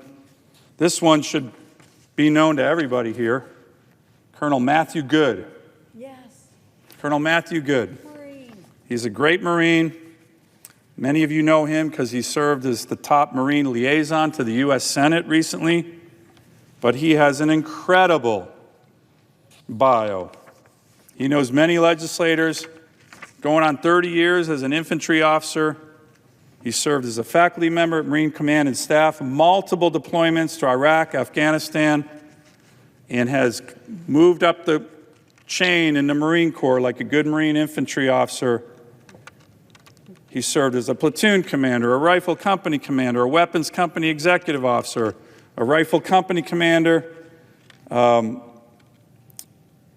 company operations officer and deployed, like I said, numerous times to Iraq and Afghanistan.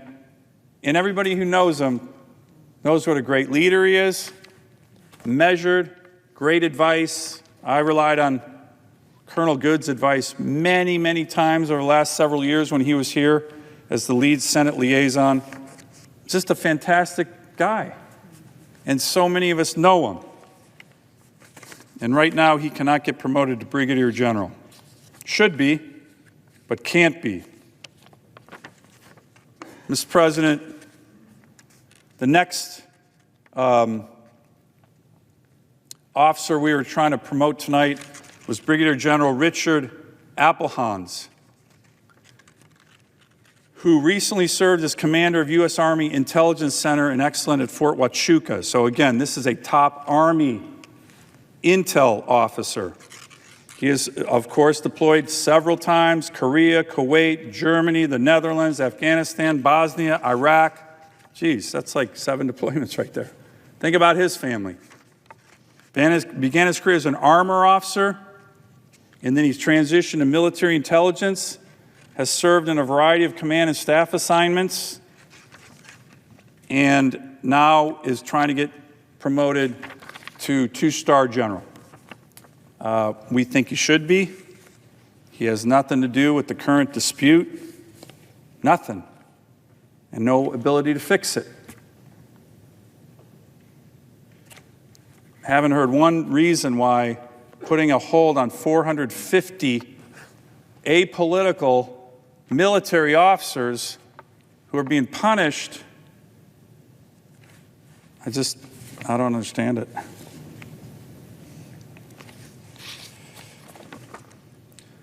Mr. President, another Marine colonel to be promoted to Brigadier General. Infantry officer has led and served at the highest levels of every infantry unit he's commanded. Forward observer, guns platoon commander, headquarters platoon commander, fire direction officer, artillery. He's actually an artillery officer. 26 MU, Marine Expeditionary Unit, deployed all over the world. Extensive experience in the Indo-PACOM region, serving with 12th Marines during our Operation Enduring Freedom. 12th Marines is a Marine artillery unit. Completed several deployments to Iraq, awarded the Combat Action Ribbon. Again, a great Marine, great hero. Brigadier General to a Colonel to Brigadier General, and his promotions be installed. Let's do another Brigadier General, Colonel, Brigadier General, U.S. Marine Corps. This is Adolfo Garcia. Same thing, Mr. President, multiple deployments, Iraq, Afghanistan, 12th Marines. He's also an artillery officer, served on the Joint Staff, so he has a lot of knowledge at the big level of the Pentagon, and is the military secretary to the 38th Commandant of the Marine Corps. So, really knows his combat issues and higher level Marine Corps issues. Exactly the kind of officer you want, going from Colonel to Brigadier General. He's earned it, 30 years in. And Mr. President, again, not involved in this dispute. So my final one, Mr. President, we have a number more, but it's almost 3:30, and I think our attempts at trying to get these officers promoted were not successful. Hopefully we can get through this. I'm hoping, I don't think anyone in the Senate thinks it's good to punish 450 officers over something that they have no control over. Will the gentleman yield for a question? I'm gonna finish this final one, and then I will. This is Colonel Trevor Hall, 33 years in the Marine Corps, served as both an enlisted and a military enlisted and officer, His command experience includes rifle and weapons platoon commander, 3rd Battalion, 6th Marines, multiple deployments to Iraq and Afghanistan, served with the 26th Marine Expeditionary Unit. He served in support of Operation Desert Thunder, Operation Iraqi Freedom, Operation Unified Protector, that's Libya, Combat Marine,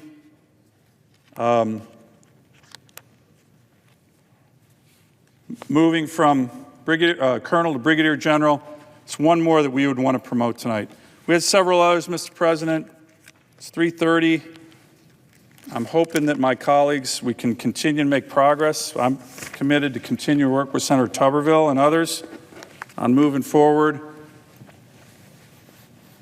But at the same time, we got to keep faith with these military members. We got to keep faith with them. Many of them are deployed right now. A number of them are in combat. And we committed to come back down here and try to move these. And we're going to keep doing it. Hopefully we can move forward. I want to work with my colleagues here to, as I mentioned, focus on the big issues of national security and readiness, which I believe, with regard to the Biden administration, are legion. I've been fighting those on my in the Armed Services Committee. The Biden budget shrinks the Army, shrinks the Navy, shrinks the Marine Corps right now. That's music to Xi Jinping and Putin's ears. Next year's budget will be below 3% of GDP.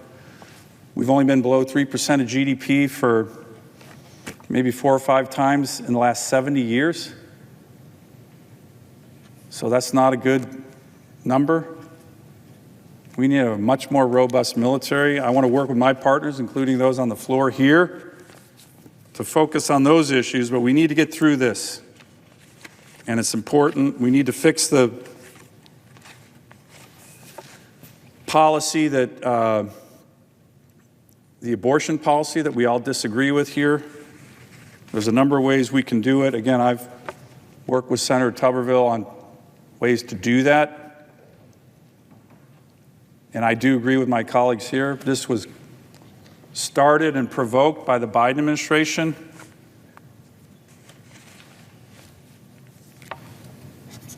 But punishing these 450 members and their families is not the best way, is not the way to go about doing that. So, Mr. President, do you want to say anything else? Mr. President. Senator from Iowa. Yes, and I do want to thank my colleagues for coming to the floor this evening, and especially Senator Dan Sullivan of Alaska, Colonel in the Marine Corps Reserve, fine Marine, has deployed in service to our nation.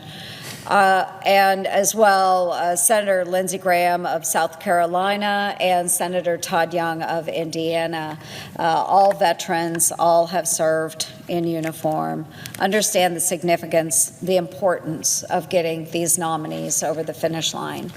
Again, all pro-life, my colleagues here as well, adamantly pro-life. We are pro-life. There has got to be another way to overturn this policy, change the policy. That's our jobs. It's not the jobs of these nominees.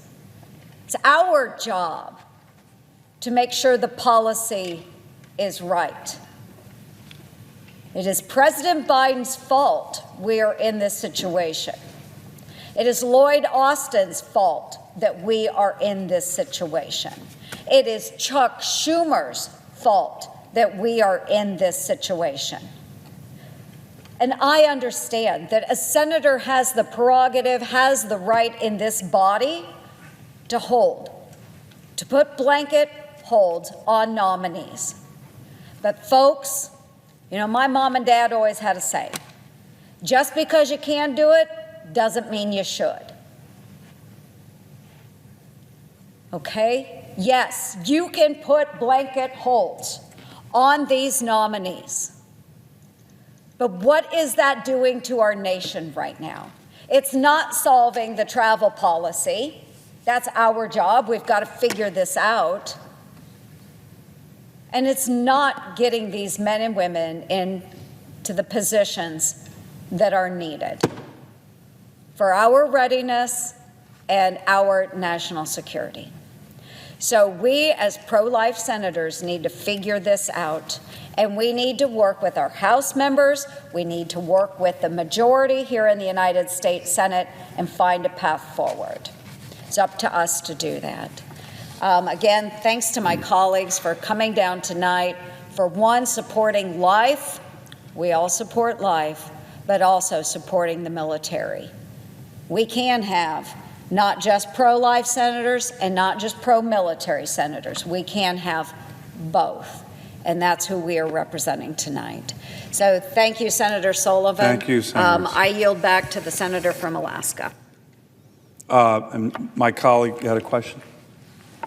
Yeah, Mr. President, I yield the floor. And by the way, Mr. President, I appreciate you staying late, 3:30, and it's important work, though.